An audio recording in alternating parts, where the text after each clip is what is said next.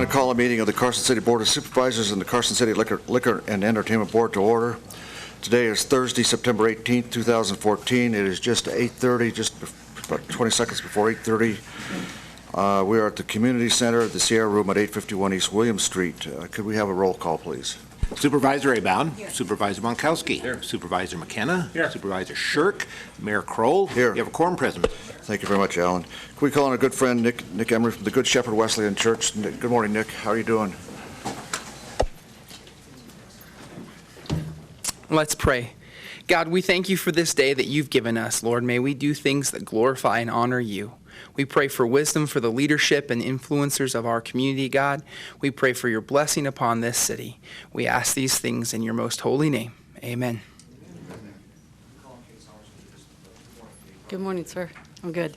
Okay, good. I pledge allegiance to the flag of the United States of America and to the republic for which it stands, one nation, under God, indivisible, with liberty and justice for all. All right, we'll now move on to item number 5. This is the time for public comment. The public is invited at this time to comment and discuss any topic that is relevant to or within the authority of this body or the Liquor and Entertainment. Well, we do the Liquor and Entertainment Board well, too. Anybody? Public comment? I don't see any. We have public comment as we go through the day, as most everyone knows, so we'll see where it goes. Okay. We'll then move off of public comment and go on up to item number 6, minutes of June 5th, 2014. Has everybody had a chance to look at those minutes? Is the motion in order?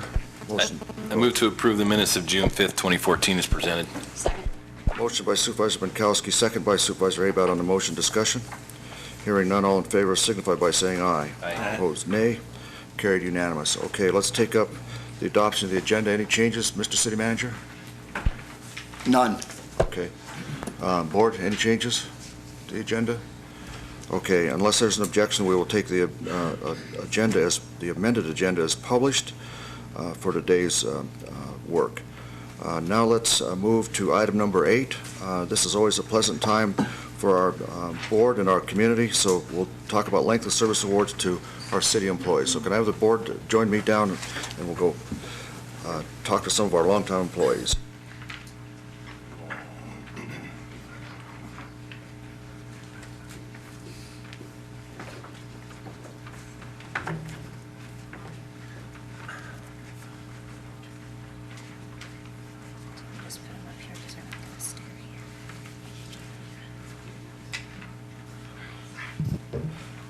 Good morning, everyone. Today, we are going, as we do once a month, honor our employees with length of service awards. The first one I'd like to call up, I think she's here, Cecilia. Where is Cecilia? Hey, there she is. Good morning, Cecilia. How are you? Good morning. I'm fine, thank you. How's your son doing in the military? He's out now, but He's how's he out. doing? He's at the DA's office. He's at the DA. That's right. He's at the DA's office. I get this up to make sure this is for you. I want to, on behalf of all of us, I want to thank you for what you do for all of us in the finance department over there and risk management stuff. And but I also want to thank you. You know, Supervisor Shirk and the board. We were out at the IB Memorial the other day, and now there's some discussion about creating kind of a larger memorial with the IHOP, Odalisque, and the IB. Put it out in the middle near the Fireman's Memorial. And I wanted the public to know that you were very instrumental in the IHOP matter. Very instrumental. So on behalf of Cecilia, on behalf of a grateful community, let me give this to you in recognition for 5 years of continuous and dedicated service to our great community. And thank you. And thank you. Okay.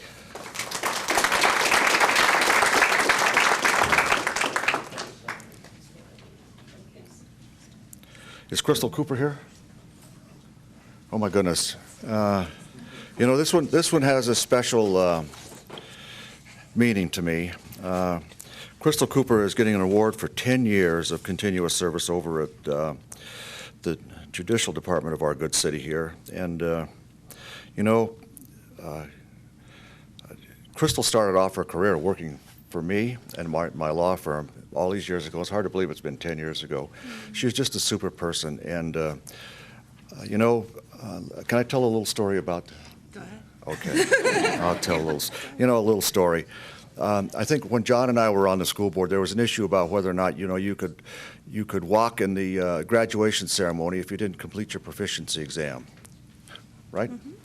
And there was an issue. Crystal, she was having some issues with Superintendent Brzezinski in those days, and Supervisor Brzezinski was working on her pretty hard.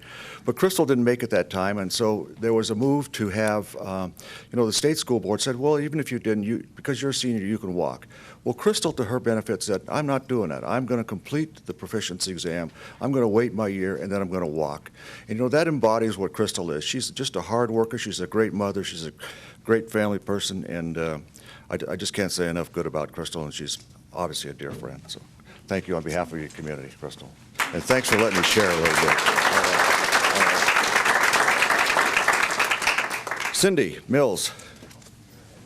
Good morning. How we doing? Cindy's with the fiscal analyst. Cindy, could I give this longevity award to you on behalf of a grateful community in recognition and appreciation for 10 years of continuous and dedicated service to Carson City. And I want to thank you from all of us for your work and help making Carson City a better place to live, work, play, and keep us on the fiscal right track. Thank you.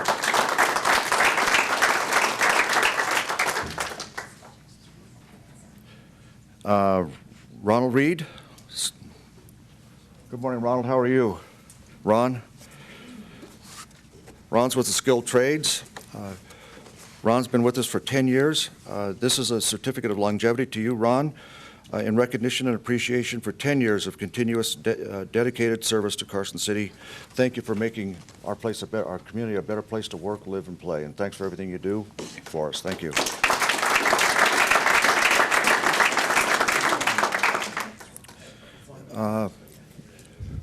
Nate Brem. Nate? Good morning, Nate. How you doing?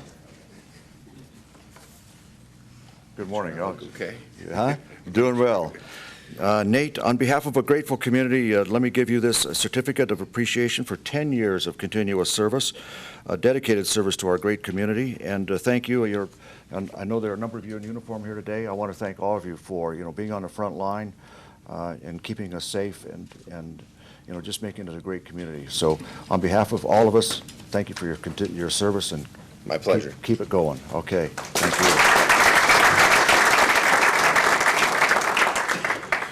And then Christine. Oh, wait a minute. We'll wait there.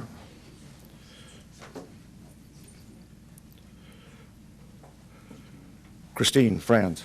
Good morning. How are you doing? Good. How are you? Another judicial department employee. That's great. From 10 years. So you and Crystal, what do you do over there, huh? Yeah, good. Okay, good to see smiles. I should say there was an issue. I got a thought of the day the other day about smiles, and it said, if you smile, you may not change the world, but you'll change the person you're smiling with. Okay, good little thing to remember. Okay, this is a longevity award for 10 years of continuous service to Christine Franz, working. I think it's been all at the all over judicial department. Yeah. On behalf of a grateful community, please accept our thanks. All right, thank you. Thank you. All right.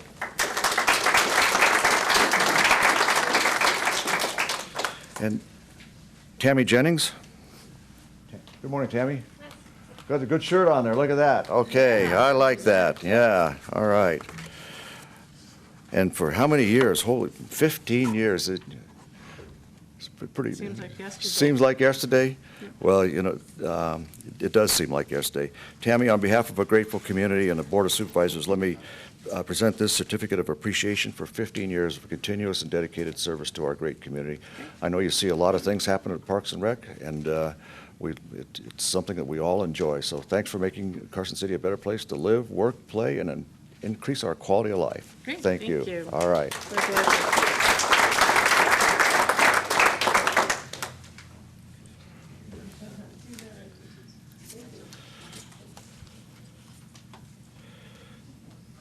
We have some more of our police coming up.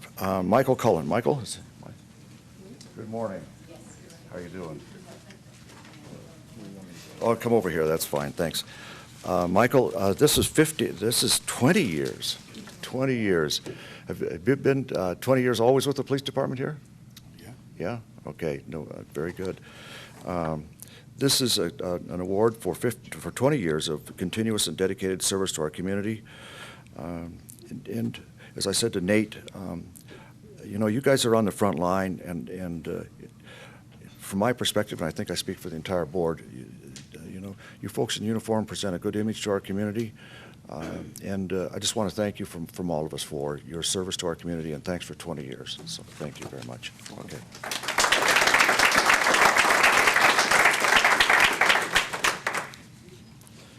Jeff Melvin. Good morning, Jeff. Good morning. Another 20 years. How you doing? Jeff, on behalf of the Board of Supervisors and our entire community, I want to present a certificate of a longevity award. It's a certificate of appreciation in recognition and appreciation for 20 years of continuous and dedicated service to our great community. As I mentioned to the others, thank you for being in uniform. Thanks for keeping us safe. You do a great job, you guys. Thank you very much. Okay.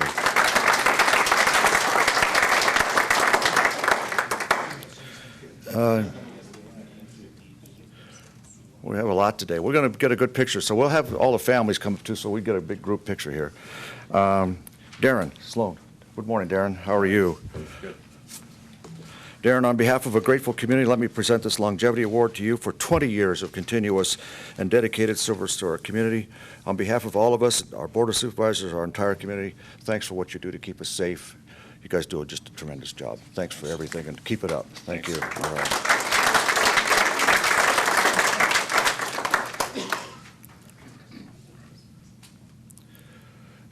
Now I'd like to call up Kate Summers, who led us in the Pledge of Allegiance this morning. Kate, you know, you see Kate everywhere. So I figured, you know, since you are everywhere, you'd come up and lead us in the Pledge of Allegiance. And I really mean that, Kate. You're everywhere in a lot of different things, and you have a lot of different shoes to fill. So, Kate, on behalf of a grateful community, thank you for your 25 years of continuous and dedicated service to our community. Thanks, Kate. Thank you, sir. All right.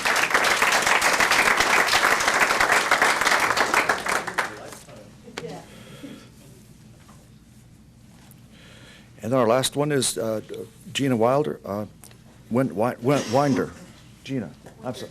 Winder. I got it. Winder. I got it. I apologize. They do that. I do that to my name. Gina Winder. Okay. All right. So you work over where? At the DA's office. In 25 years of being a legal secretary over there? 10 at juvenile first. 10 and at then juvenile. the last So you've been 15 really seeing a lot of Yeah. stuff. Yeah.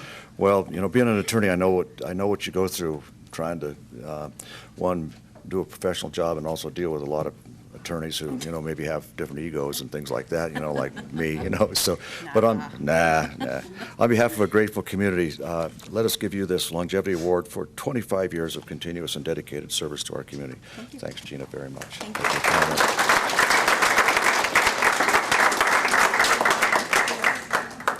you. Okay, we got family members up here. Anybody want to come up for the picture? Come on up. We'll come on up and we'll get all in the picture. Come on. So I think what I'm going to need are 2 lines. So the taller ones probably should go in the back, or else you guys are going to have to get really close together. I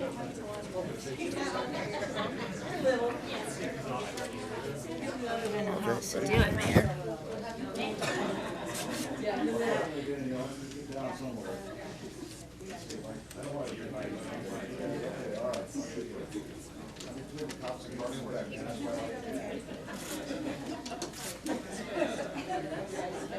Okay, everyone look this way. Thank you. Thanks, everyone.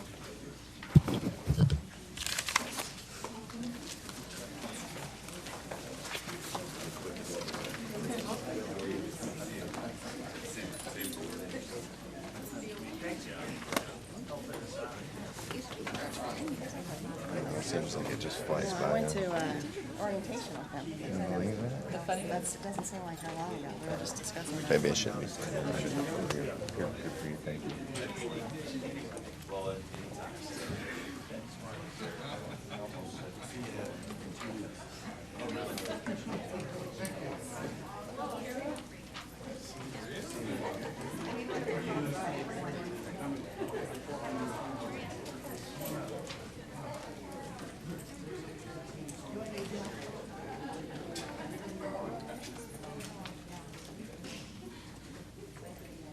We're going to reopen public comment. Item number 5. We have an individual who got here a little late, so we're going to reopen. If it's okay with the board and there's no objection, we're going to reopen public comment.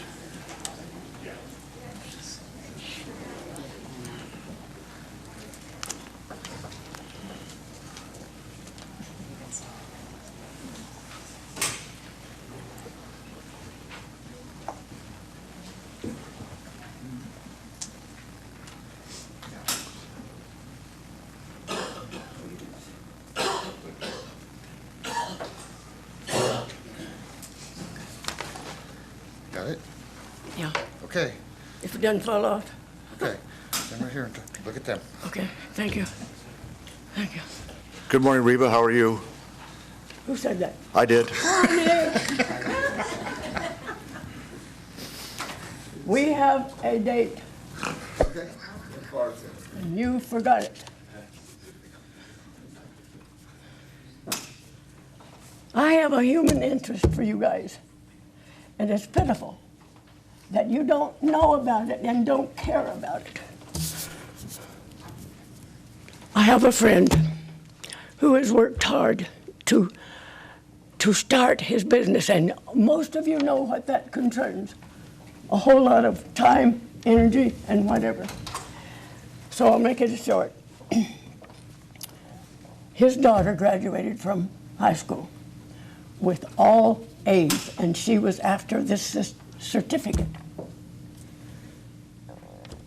for all A's. It was denied her on what they termed as her father was able to send her to college because of his finances. She was denied it because her father could support her in high school, and it was given to someone who didn't deserve it. Would you like to enter into that and ask for about it? Anybody?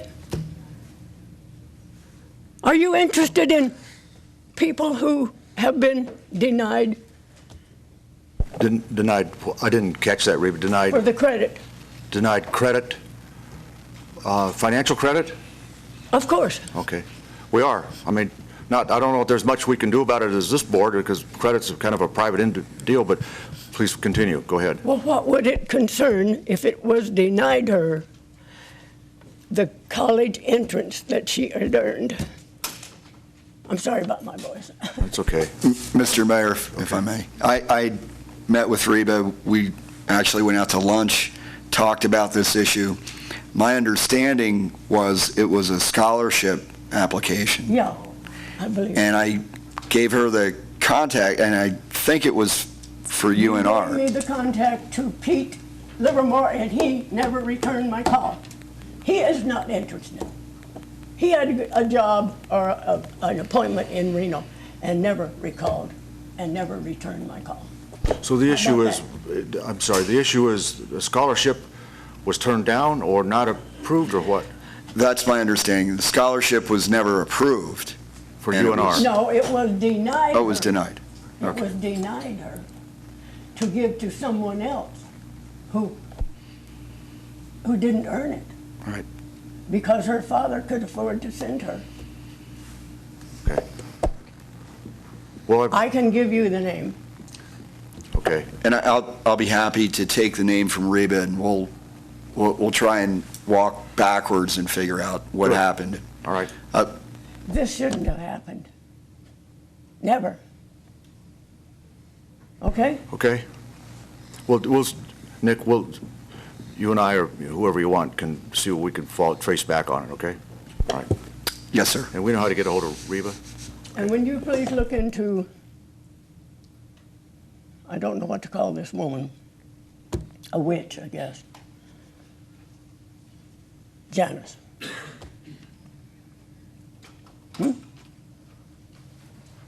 Can we talk about her after a while? We can. Are you going to be here for the whole meeting? I don't know how long is it going to last. This is probably going to be a long day, but when we break, either at lunch or before that, I'll be happy to sit down with you. There's other things, but Evidently, your guys are too busy to understand what is going on in this town. I always have time for you, Reba. Okay. I'm ready, if you'll help me. Thank you. And thanks, Sheriff. Thank you, babe. You got your cane? Huh? Yeah. I can't carry that, though. You can't carry that. No. You're not driving, are you? Yes.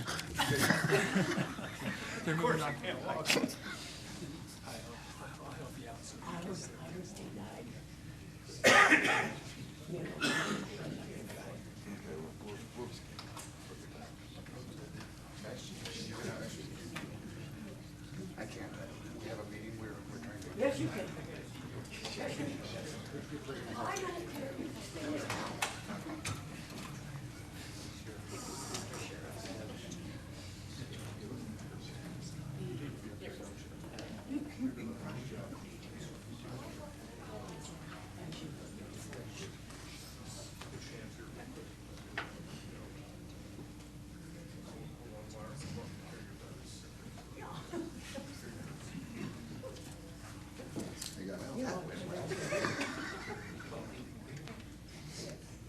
Okay. We'll close public comment unless there's anybody else who wants to address anything while we're on public comment at the beginning. Anybody? Okay. Then we'll move off public comment and we'll recess as the Board of Supervisors and we'll take up, reconvene as the Liquor and Entertainment Board. And Alan, if it's okay, I'll just indicate that the 5 board members are here and the sheriff is here. Is that okay for the record? Okay. Let's take up now the minutes of April 17th. Everybody had a chance to look at them? Go. I move to approve the minutes of April 17th, 2014 as published. Second. Motion by Supervisor Rayboud, second by Supervisor Bankowski on a motion discussion. Hearing none, all in favor signify by saying aye. Aye. Opposed, nay. Carried, unanimous. Okay. Let's take up item 13. This is potential liquor license for Dollar General. Lena, go ahead. Come on. This item is to approve Gary P. Johnson as the secondary liquor manager for Dolgan Midwest LLC, doing business as Dollar General.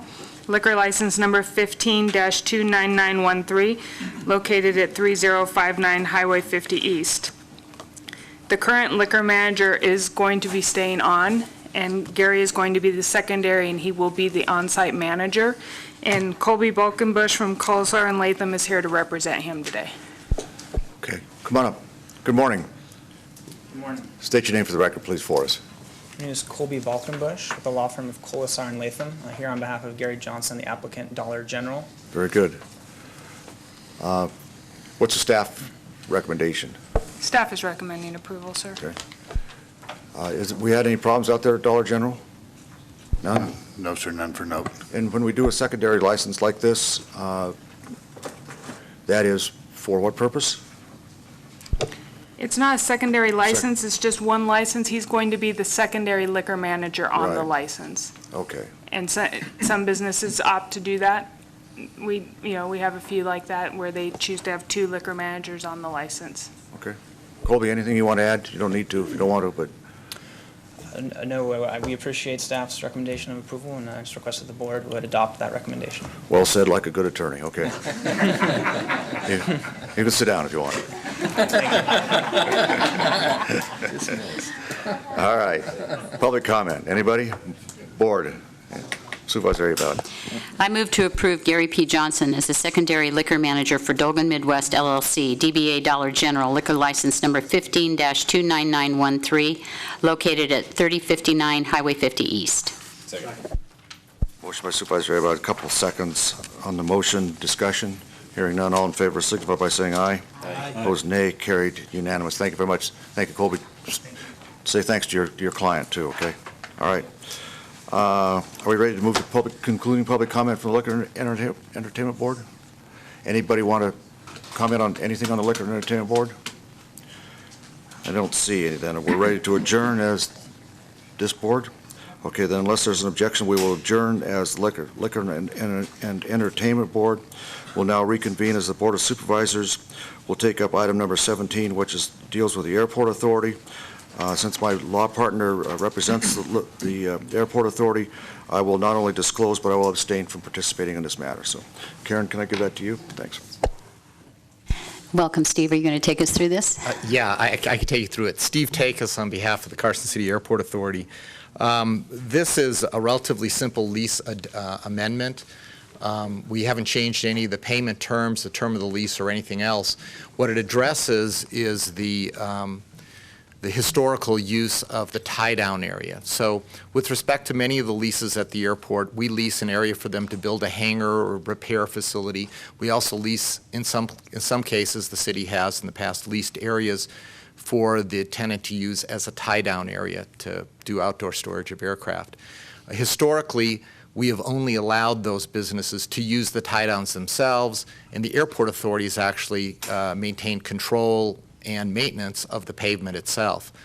That's important because our FAA funding will only come to us if we are in charge of the pavement, not the tenant. So since about, I think, 1996, we started going through leases, and where we found an older lease like this one, which was done in '81 by the Board of Supervisors directly with the tenant, we find leases like this that say, we're leasing you this entire area. We go through and we do an amendment, just like this one, saying, you don't really lease the entire area, you lease the right to use the tie-downs, we maintain control. And we're doing that just to make sure that we stay in good stead with the FAA and our FAA funding. And so that's all this very short, I think it's 2 pages, lease amendment does.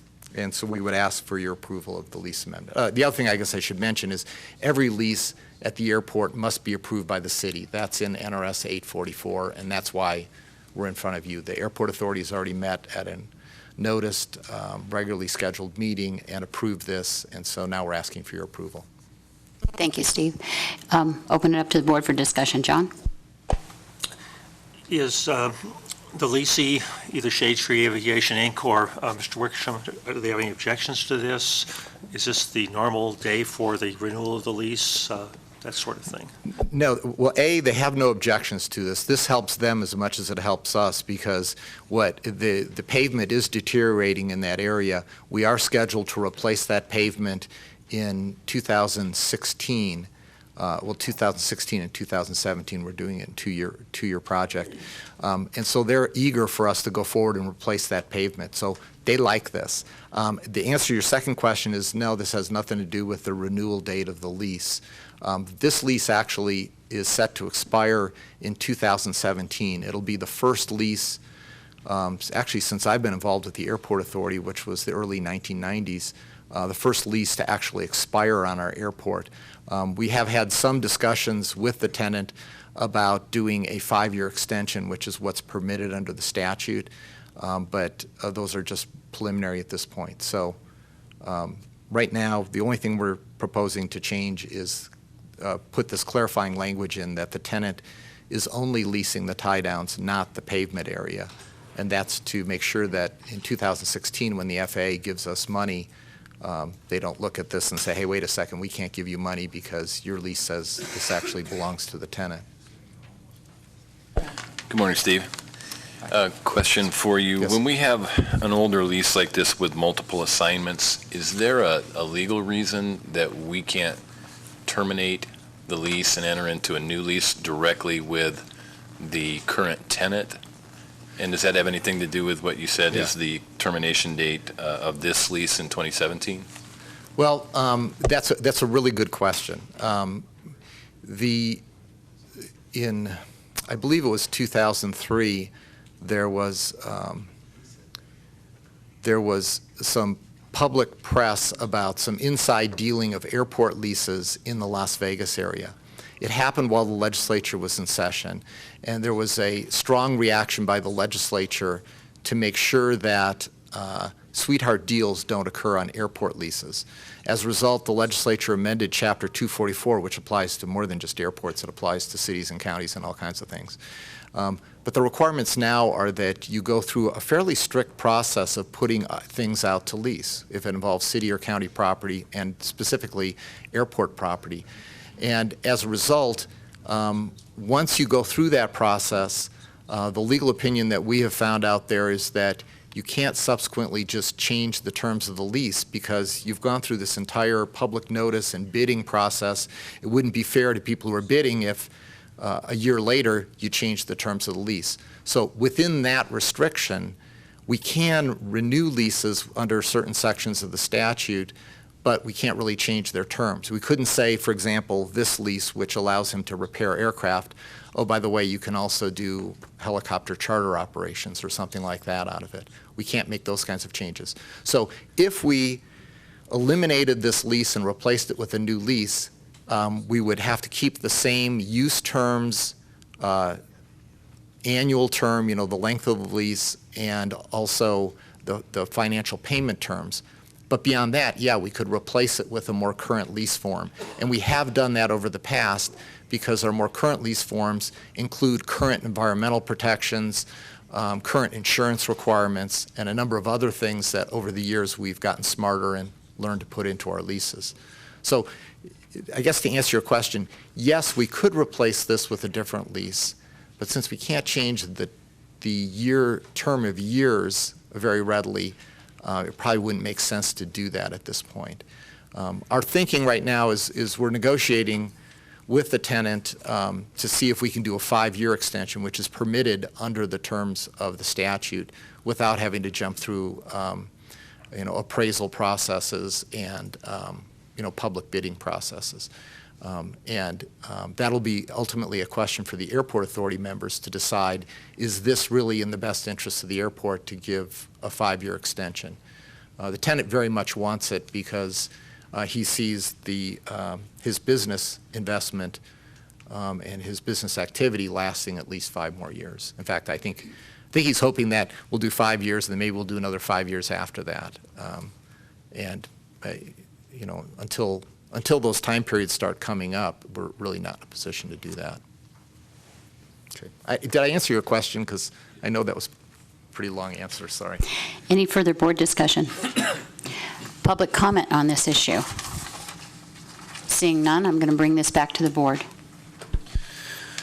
I move to approve the third addendum for the lease between James Wickersham, Shade Tree Aviation, Inc., and the Carson City Airport Authority for parcel W1-B on the maps recorded with the original lease as document number 6395, originally titled Sage Air Service Lease.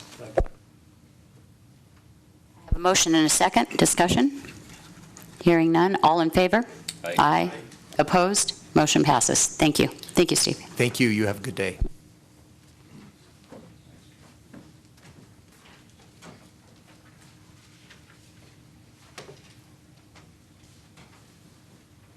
Okay, we'll now take up item 18. Kimberly, how are you doing this morning? Good, how are you? Come on up and tell us what's going on and why we should do this. Go. Thank you, Mayor, members of the board. Kimberly Adams with the Assessor's Office. The first item that we bring to you today is for Assessor's Parcel Number 001-21104. This is a situation where the widow signed up for the surviving spouse exemption. She came in towards the end of June. It was applied to her 13-14 fiscal year taxes. However, because of the timeline, she did not receive a renewal card. And our system did not generate a renewal card even though we send out 5 notices. So we are asking that her 2014-15 taxes be adjusted to reflect her exemption that she is entitled to. Public comment? Board comment?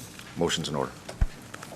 I move to approve the removal of the taxes from the 2014-2015 real property tax roll from Assessor's Parcel Number 001-211-04, 900 West Sunset Way, per NRS 361.091, in the amount of $44.25. Second.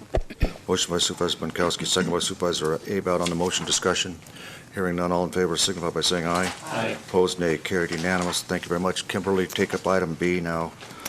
This is a situation, actually, the assessor parcel number is 007-58107. The assessor's office has, over the past few years, applied economic obsolescence in order to keep the valuation below market.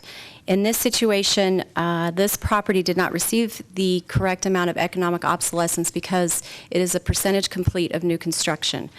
The assessor's office is asking that the obsolescence be applied so that the actual 2014-15 taxes indicate the correct amount that his taxes should have been based on. It would be a reduction of $624.97. Public comment? Board comment?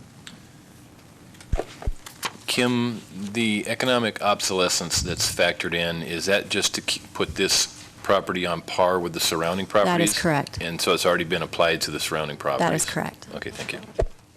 Want to make a motion? Supervisor McKenna, go.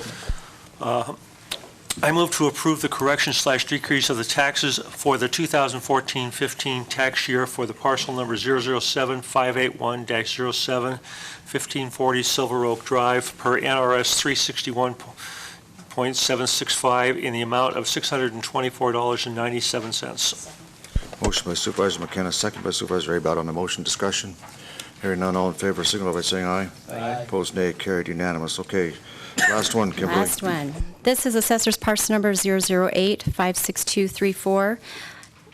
The mobile home on this property received extensive fire damage back in June. We were notified of the fire, and we went out to adjust the valuation as a result of the fire because the mobile home is now inhabitable. Our property appraisal system was updated to reflect the correct valuation. However, it wasn't transferred to our master file. Therefore, the taxes for this year did not reflect the mobile home being removed from the property. The assessor's office is asking that the taxes be adjusted and decreased by $431.62. Brad. Kim, has the owner indicated if he's going to remove the mobile? She is planning on removing the mobile. Her situation is kind of unique. There's financial difficulties in removing the mobile home. We have a checks and balance system for fire damaged property so that we go out there every June to see if they've replaced the mobile home, if they've fixed it, whatnot. So if that is the case and she is able to refurbish the mobile home, then we'll absolutely add it back to the tax roll. Is it added back at the time you go out and do your inspection, or do you wait till the next It would be the billing? next fiscal year. Okay, thank you. Mm-hmm.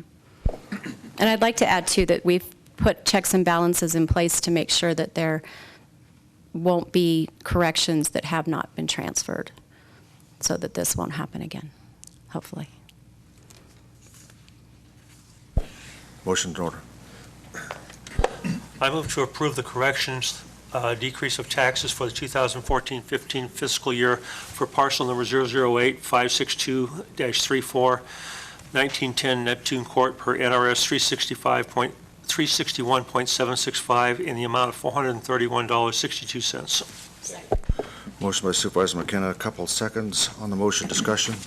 Hearing none, all in favor, signify by saying aye. Aye. Opposed, nay. Carried unanimous. Thank you very much, Kimberly. Thank you. Have a good day. Okay.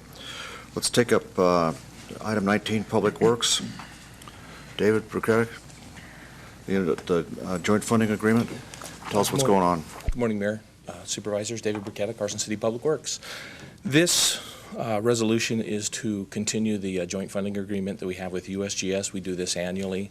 We've done this for many years. They haven't raised the price. We pay a 50% share. They pay a 50% share. And it's used for us to manage our surface water rights. And I'd be happy to answer any questions you have. Brad. A couple of questions, David. You said that we pay 50% and they pay 50%, but it looks like they pay $36,000 and we pay $48,000. Is there an in-kind Yes, there is. contribution on And their what happens, about another $2,700 on their side gets funded back to their Virginia office to match that so that it is a total of 50%. And this amount has already been budgeted into the 14-15 budget? Yes, sir. Thank you.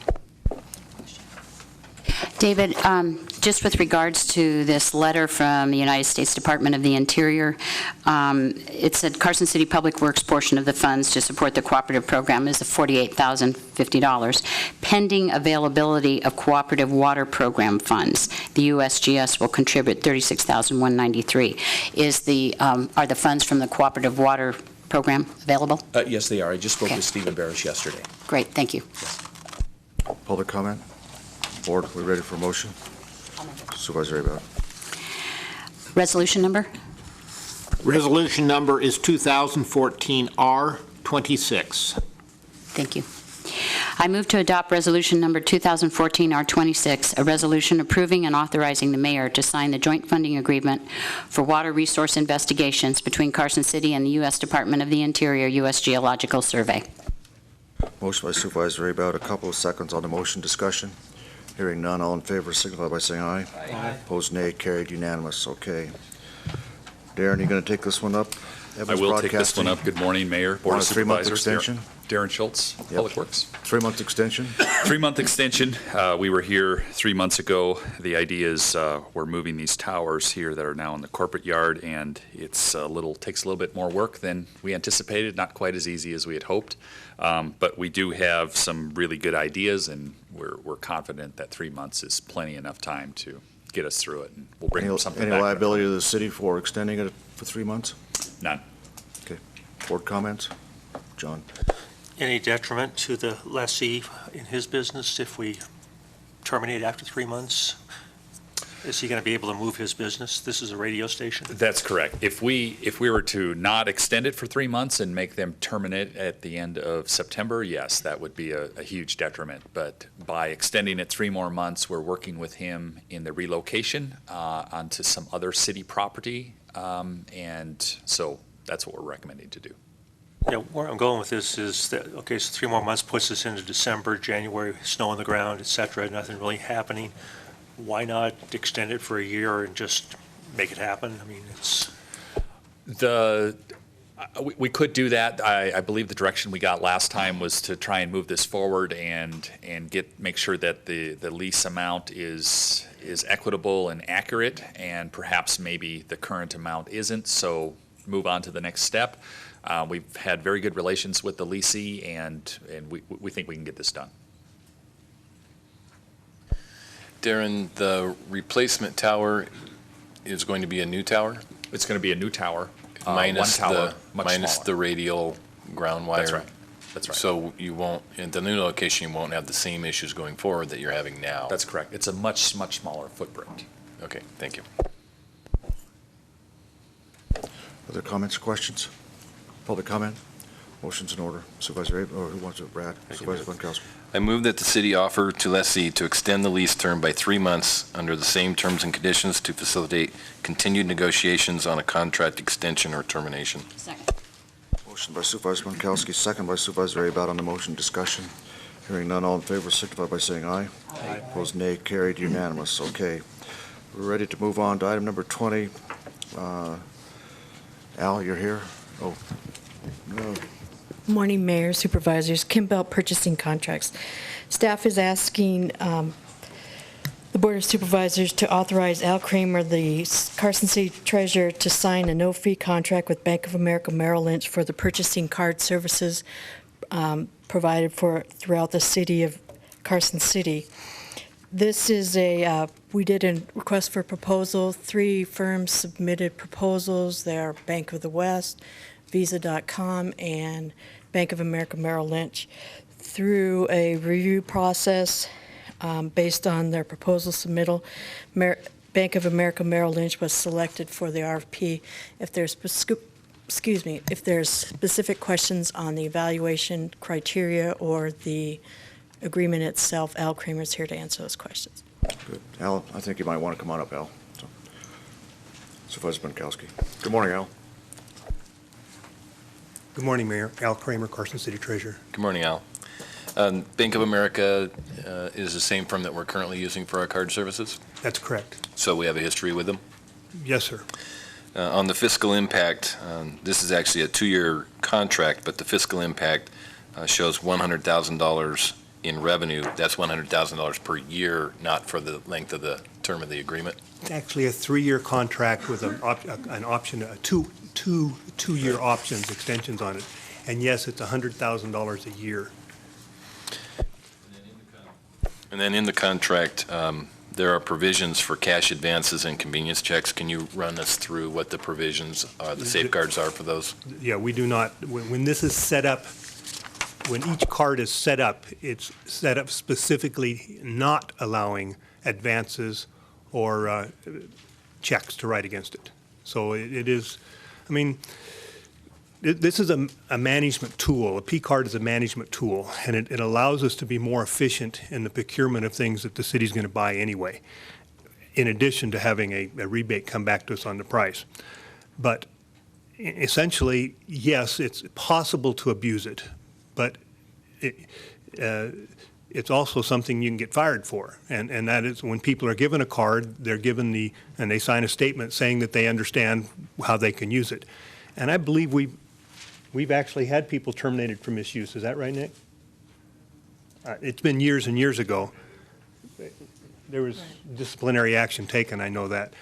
But it's been a very good tool, and I know some counties have limits on it, and I'm thinking, why would we put a limit on it when it makes our job, both buying and paying the bills, easier, and we get a rebate back? And so our purpose in enforcing this to the fullest has been to emphasize when a card is given that there's responsibilities with this, and if you misuse it, you're subject to discipline.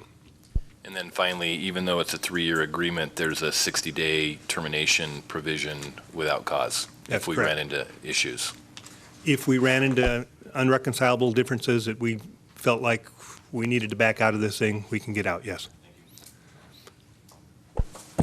So this basically, if I were a city employee, had this card, I'd go down and buy something and use the card to pay for it. And for that, Bank of America is going to give Carson City $100,000. They're going to charge the merchant X dollars, and they're going to make $500,000. Why are we only getting 100,000 instead of 2? There is a fee that's charged by any merchant account when a merchant honors a credit card. It's just a question of how much that is. And I believe in this case, the fee runs about 2.6% when they accept this MasterCard. The merchant ends up paying that. If it's a large ticket item, it's a little less than that. And we get a little less, by the way, when it's a large ticket item. For example, if you bought a forklift for $80,000, you probably wouldn't, the fee, the credit card fee wouldn't be as high, but we wouldn't receive the same rebate basis points on that large purchase either. We'd receive a lesser one. Actually, it's based on volume. Carson City's volume on the P card last year was about $6.5 million. However, Carson is the lead agency in a consortium of 18 public entities in Nevada, and the combined volume for those 18 agencies was a little over 48 million. So basically, every agency in that gets back a rebate based on the aggregate of the consortium. And last year, the aggregate, the rebate for the 48 million was 132 basis points, and so Carson got back 132 basis points on its $6.5 million. A little less than that because there were some large purchases, but it amounted to an $88,500 rebate to Carson City. Yes, we do get some vendors who say, particularly contractors who say, no, I don't want to put this on P card, and it's not part of my contract. I didn't agree to it when I proposed and when I accepted the contract, so pay me by check. And we pay those by check. We also get some vendors who say, well, yeah, I'll take P card, but I've got to up my prices by such and such. And in those cases, we make a value judgment, and typically we'll say, okay, we won't pay you by P card. So it is an option to the vendor, but many of the vendors Carson City use do take the P card. And therefore, for us, it's an easier step going through the procurement process in both. It allows more people to be involved in the purchasing process, the closer to the item, so to speak, and it's no more complicated in the accounts payable process than doing it by check, and it actually can give us some pretty neat reports that tell us what our usage is on those items that consistently go through the P card process. Other comments, questions from the board? Public comment? We're ready for motion. Supervisor Abel. I move to authorize Al Kramer, Carson City Treasurer, to sign a no-fee contract with Bank of America Merrill Lynch for purchasing card services through September 17th of 2017. Contract file number 1415-047. Motion by Supervisor Abad, second by Supervisor McKenna on the motion. Discussion, hearing none. All in favor signify by saying aye. Aye. Opposed, nay. Carried unanimous. Thank you very much. Thank you, Al. Thank you. Let me add one more thing. I got carried away on what we were and what our last rebate was. Our last rebate was 132 basis points. And I was pretty much amazed at the bids we got this time. The winning bid came out at 154 basis points. So, plus, we're getting a stipend of $5,000 a year for being the lead agency in the consortium. So that will definitely kick us over $100,000 a year from the 88.5. And our goal, Nick's and mine, has been to see if we couldn't get the rebate to cover the cost of the accounts payable clerk in finance. And I think we're at that point now and working on more. Thank you. Okay. All right. Let's move on, take up the finance issues. I see we have Chairman of the Audit Committee, Michael Bertram, here. Michael, you want to come up and talk to us about the Audit Committee recommendation on the employee efficiency study? You ready to do that? Sure. Do you want anybody else to come up with you? Mr. Stranker, you want to come up? Instead of calling you up, we'll get you all up or sit there at the table. That's fine.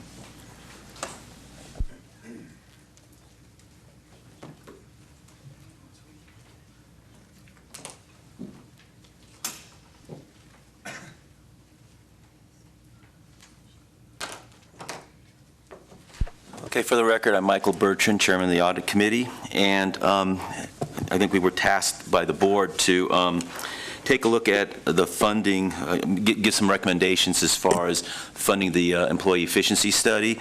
And we did have a meeting, and we discussed it along with our internal auditors and with the finance director. And we pretty much came up with, as far as the cost of $52,000, the way we came up in our recommendation for funding that would be $20,000 out of our existing audit budget. $7,000 is our understanding that the Sheriff's Department was going to be contributing.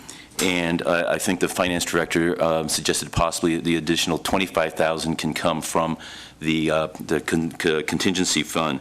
So with that, we'd pretty much come up with the $52,000. In talking about it, our concern as the audit committee would be that there's not a reduction in the revenues we have to be able to continue and to perform what's needing to be done. I think this next year, we've done a lot of groundwork over the last couple of years, and I think over this next year we're going to see some real good results. We're going to start doing some internal audits for the first time, which is kind of a good thing for an internal audit committee to be doing, to working on, to take a look at those controls. And we're also going to be linking, we're going to start to see some tangible linking of the strategic plan to our performance measures. So again, in discussing it, we feel like a reduction of our budget by $20,000 going toward this efficiency study should be, should not impair what we're wanting to do, and also to meet the goals of the board. Brad, go.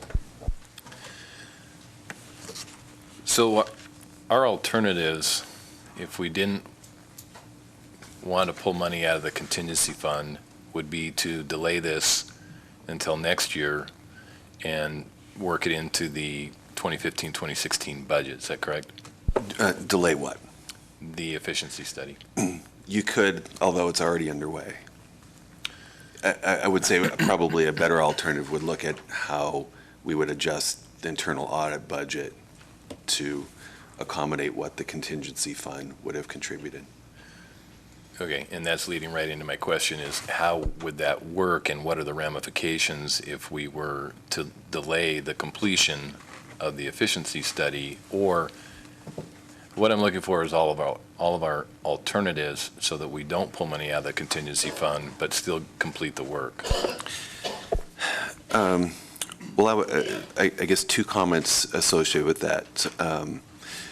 As we had mentioned before, we did have a $10,000 savings from the fiscal 13-14 year from our audit plan, which I would sort of submit could be considered as part of that $25K. And so even though it's contingency fund now, it's no longer assigned or aligned with the internal audit budget, that it'd be wonderful if we thought of, well, we need to come up with 15 because we actually contributed 10 from last fiscal year. I think that we have an opportunity, although I certainly would not promise it, that we could get close to making up part of that difference of the 15 with some savings. So for example, one of the things we mentioned before is the fraud, waste, and abuse program, which is budgeted at $10,000, so even that itself wouldn't cover the differential, but that's used as needed. And so it's possible we won't need much or perhaps even any of that, and that would, but of course I can't commit because I can't predict what will transpire over the course of the year. We could also try to sort of nip and tuck each of the project budgets to try to also make up the differential and just try to, save a little here and a little there to make up the difference also. But as Michael said, well, a couple other comments. So the efficiency study already moved forward, and just so you know, moved forward because you approved it as a board, and that it was somewhat time sensitive because the city wanted to get that done in time for labor negotiations and do that in a timely fashion, and we're making great progress on that project right now. The strategic planning project is also ongoing. As you probably know, there's a board retreat scheduled for an October date. We've already started work with the department directors, and that's going quite well. An example of the internal controls, the P cards, my ears sort of perked up. That, for example, will be an area that we would most definitely look at as part of the internal controls review. Not the contract itself, but some of the discussion on the use would be our typical areas of opportunity when you're doing an internal controls review. So I guess your options are, finally to answer your question, maybe the 15, I would encourage, instead of thinking of it as 25K from the contingency, maybe we could chip away and try to achieve some savings to narrow that gap. But I think from a board perspective, you probably need to either assume that we won't because we'll just be opportunistic, or say, hey, we need you to carve out X amount of the current budget. But I probably wouldn't suggest delaying the efficiency study in terms of a cost. I think it would be in your benefit to see that through. As in the sheriff's department kicking in money for the study, is it possible to glean something from the various departments that you're looking at to help offset that cost? With the exception of the sheriff's department, every other department being considered as part of the general fund. Thank you.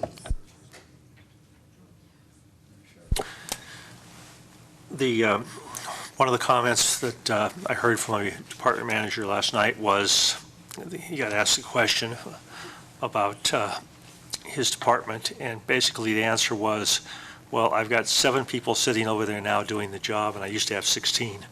And this was a question by the efficiency study people. So I think you're going to find that Carson City is very lean right now, and probably the efficiency study is going to actually recommend more people than what we have. So I don't know the value of the thing. The other question I have is for the city manager. The city manager has some thoughts based upon his prior experience and knowledge of what he'd like to see, such as training for management in your lean proposals and that sort of thing. And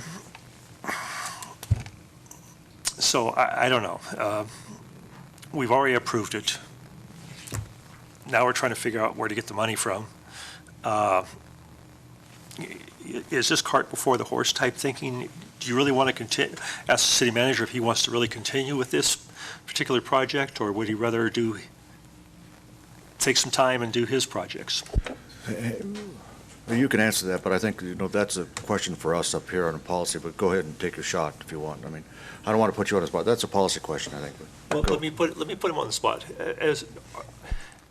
Do you have things that you want to do that probably will yield more efficiency over the long term to the city? Well, to answer the question directly, I believe the lean management program that I want to institute would be of value to the city. It would produce savings, it would produce efficiency. But I think that's a completely different question, to be very honest, because the efficiency study has already been underway. If it was delayed or terminated at this point, I'm not even sure, and I would defer to Moss Adams. I'm not even sure what and how many hours have already been expended on it, if that would be enough to get us to a lean management training package. Yeah, I mean, I don't know the answer to that question off the top of my head. I would, a couple comments to Supervisor McKenna. So one, I wouldn't presuppose what the outcome of the study is going to be in terms of FTEs, so I'd caution you on that. All due respect. Number two, I can share that we've already identified, as we typically do, a lot of good opportunities for efficiency improvement in the city.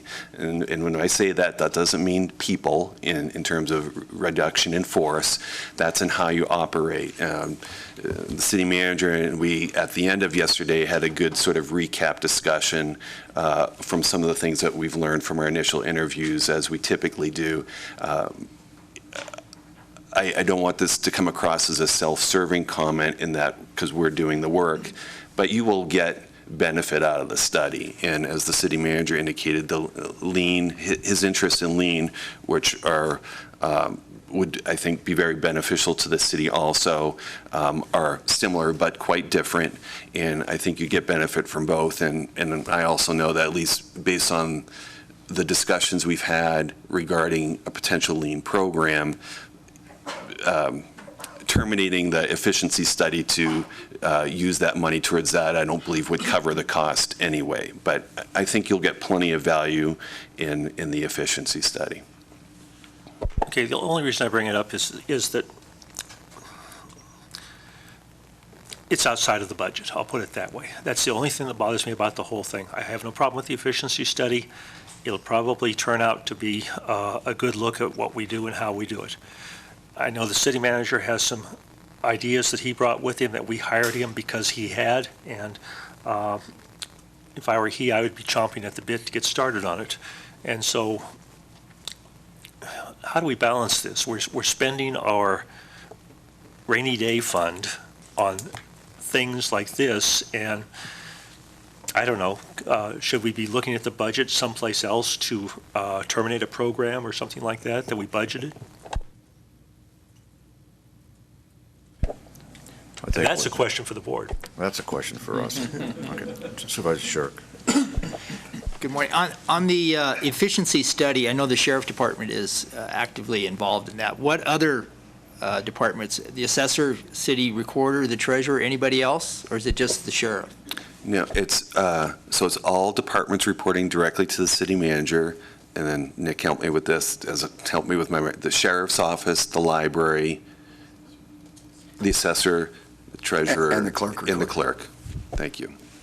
Are all participating in the study. And actually, I can share the work relative to the sheriff's office has already been completed by our sub-consultant, and it was,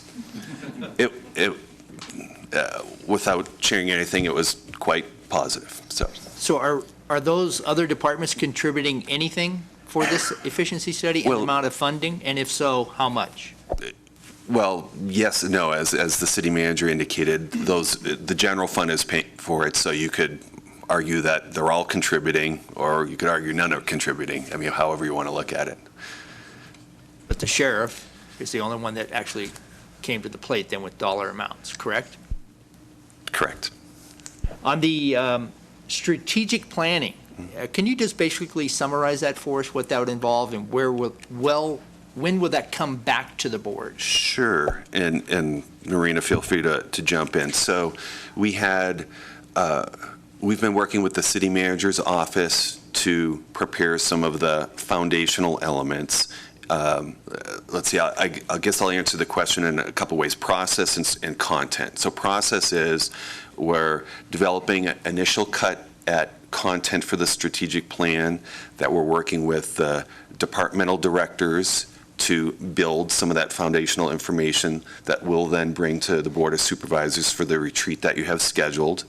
Ultimately, you're going to beat that information up, decide what you want to be in the plan in terms of goals, mission, vision, values, goals, and objectives. And the objectives will be sort of, think of them as strategic initiatives. These are the strategic things that we need to do as a city to accomplish our goals. And so we'll seed that discussion with you with the work that we're doing with the department. So it's not a blank slate, and we can make that a really productive session.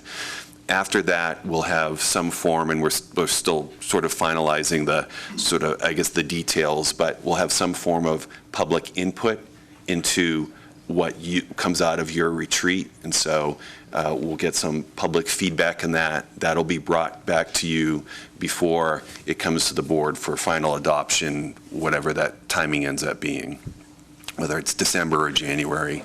Yeah, January. And so the milestones for you is a lot of work's being done up to preceding your retreat, which is like October 23rd? 23rd. Thank you. And then there'll be a little bit of work after that. One piece of that work after will be once you've selected what you believe are the right objectives to achieve your goals, we'll work on defining performance measures associated with that, and that's to loop back to the performance metrics works we did previously. And we said, you know, an updated strategic plan should be what drives what those metrics are in terms of what the board's purview is, so that you can have a finger on the pulse of, is the city heading in the right direction relative to the strategic things that we're trying to accomplish. So that we'll have a little bit of work to do there after the retreat, and then that all will be packaged in a plan that comes back to you, also with the benefit of public feedback on the plan components, and then you'll be in a position to, you know, take action on that. Thank you. On the efficiency study, jumping back, one quick question. Does that include the brick? Yes. Yes. Thank you. Mm-hmm.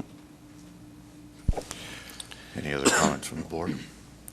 Actually, I see the Lean Six Sigma and the efficiency study as being compatible in a very real way. And I think that my own sense is that on the efficiency study, we get asked that question a lot. And I think there's value in having the answer. So that's where I am. Okay. Public comment? Al? Al Kramer. College, I learned that an expert was somebody who in a suit and a briefcase from far enough away that he had to spend the night when he consulted. And I think Moss Adams will qualify under that. But yesterday I had my interview on this, and then what could we do to make things better? Basically the question, and went through all the aspects of our business. And so basically I gave them the same things that I talked to Nick when he came on board, that I've talked to Larry Werner when he was here. For example, doing electronic bill presentation for utility bills and having a pay here now button on it. My own feeling is you're going to come up with a great list, but I think that list is probably already on the books here someplace, and we're moving towards implementation. So, if I could just add, I'll take the briefcase as a compliment. I don't know if that certainly doesn't make us experts.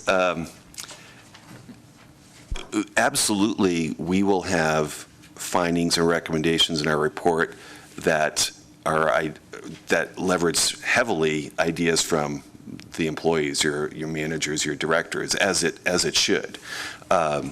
Whether those things are on the books or not, I'm sure some of those ideas will be things that either the city is working on today, the city is thinking about working on in the future, and just per our discussion, for example, yesterday, plenty of things that the city isn't thinking about or working on, you know, today or planning to tomorrow.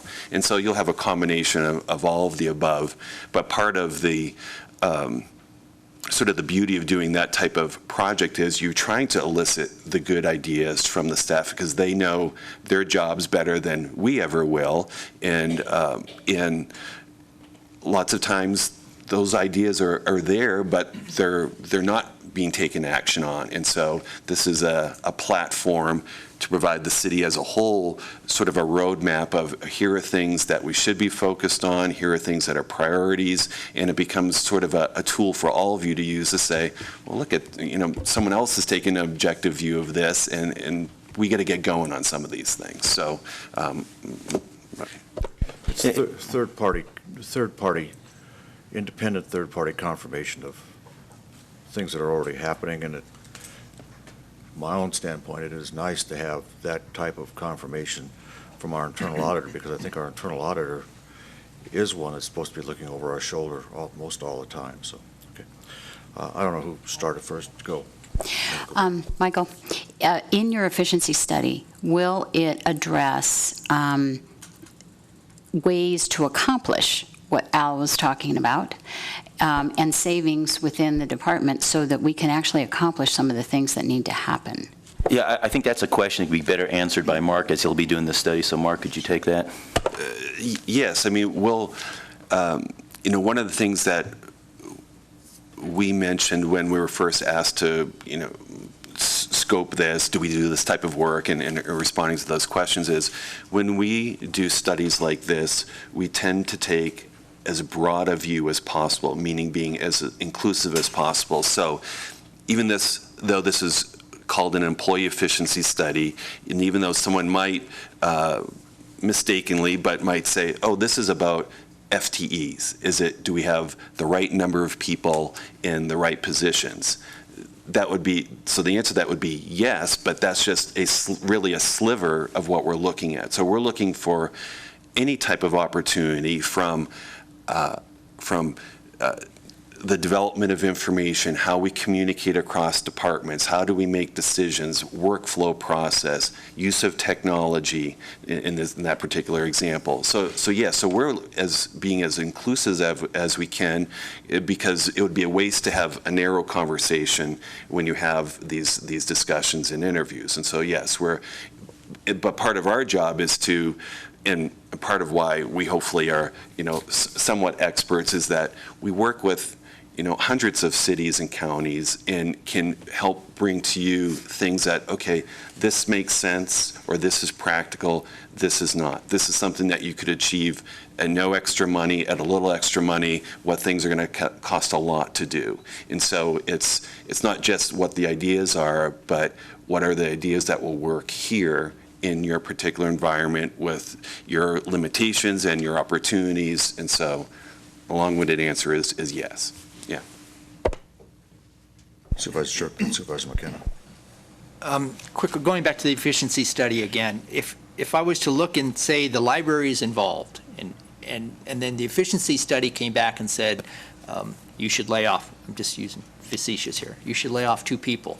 They don't necessarily have to do anything the efficiency study recommends, correct? No department would have to, or do they? Correct. No, that's correct. I mean, ultimately, that's up to the board. What we're providing is recommendations, and as I tell, every client, and I'm sure I've said this here before, I don't have any clients who do 100% of everything we tell them. Right? Now, some of that is just the practicality of timing, budget, et cetera. Some of it is going to be, we don't 100% agree, et cetera. But no, we don't have authority in this case, just like all our other projects. They come back to you. You're the decision-making and governing body, and you'll decide and give direction ultimately as to what changes are made, in addition to the city manager, depending on what the decision is. So when the efficiency study comes back, basically it'll come here with your recommendation, then the board would look at each department and the recommendations made for that, then we, the board, would vote on what they should do? Well, it's a good question. So I would encourage you to think about it like all the other reviews, studies that we've done. So like the community facilities, or the golf, or the fleet management, fleet efficiency. So we're going to make recommendations that will come back initially to the audit committee, because we're doing it through them. Ultimately, we're going to come to the board and present the report. What you should be doing is if you're satisfied with the report, then you're turning that back to the city manager and you're saying, okay, now bring us an implementation plan. Give us your plan for what you're going to do out of the recommendations and when and at what cost. And that's now puts it back into, the city management, city operations and execution. And then Nick would bring back to you and with the, appropriate departments, here's our plan for what we think we should do about what's contained in this report. And then you make decisions about what you should do, the specifics. Thank you. Yep.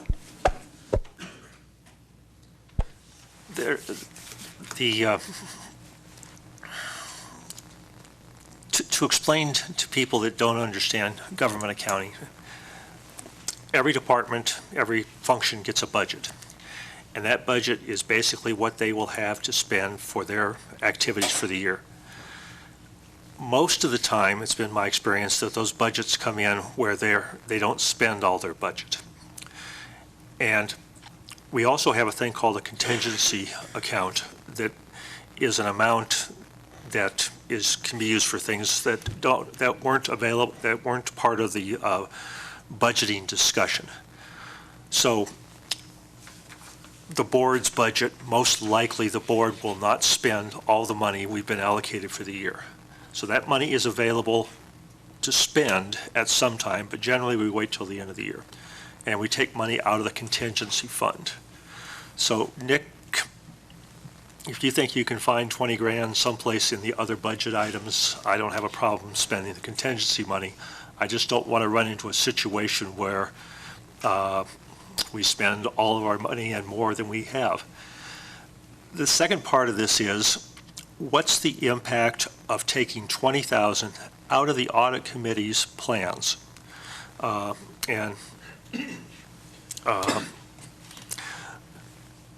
It was a lively discussion at the audit committee. They have things they want to do, and I think things that have value. So, Mr. Bertrand, would you care to address that? Yeah, and I think as you were part of that discussion, it was lively, and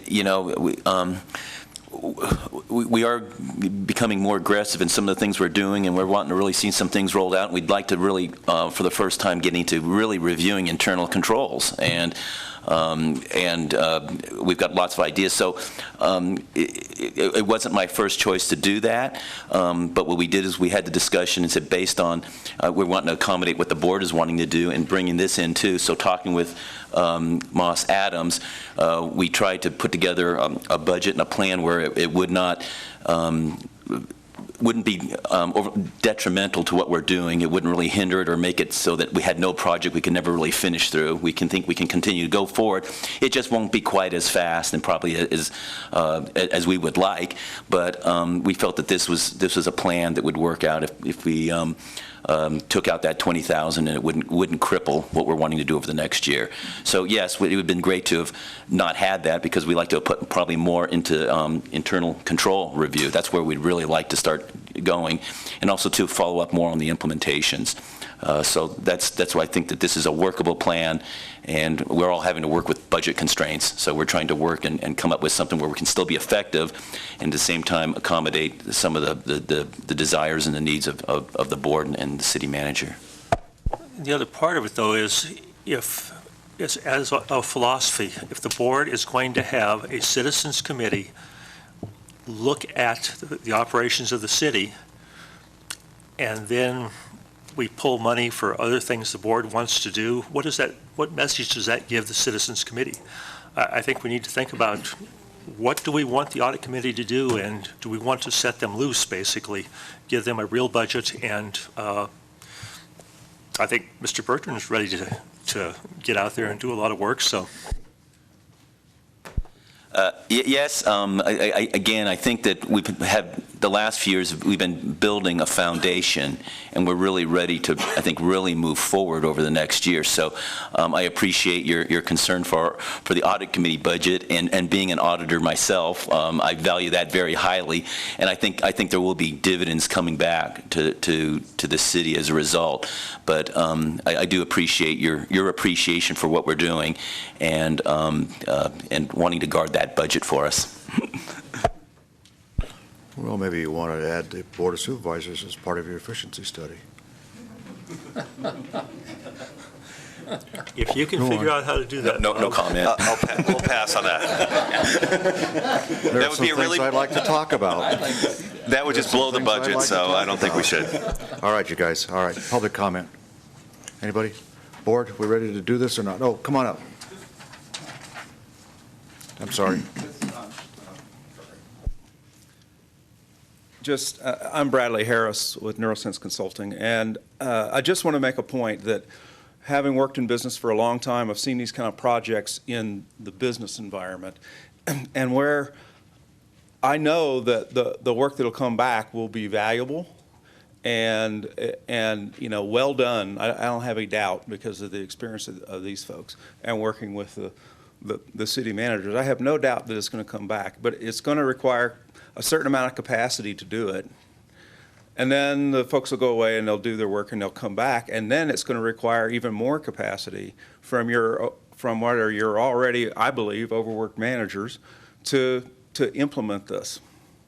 And I'd like to see the board really look at this from the standpoint of how do we protect that time so that it can actually get it done, because it is very common for this stuff to come back, and then in the heat of the day, nothing really gets well executed. It gets executed.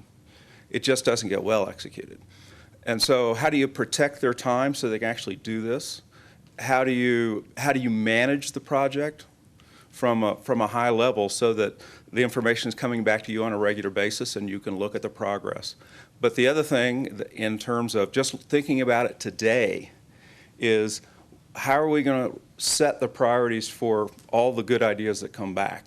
In other words, is it going to be about better services? Is it going to be about money? Is it an equal weight? What's most important to us? So that when those recommendations land on your desk, you then have something, you're not in the heat of the moment, you're really thinking about the purpose of this whole thing. You have a system to go to and say, we're going to do this, we're not going to do this.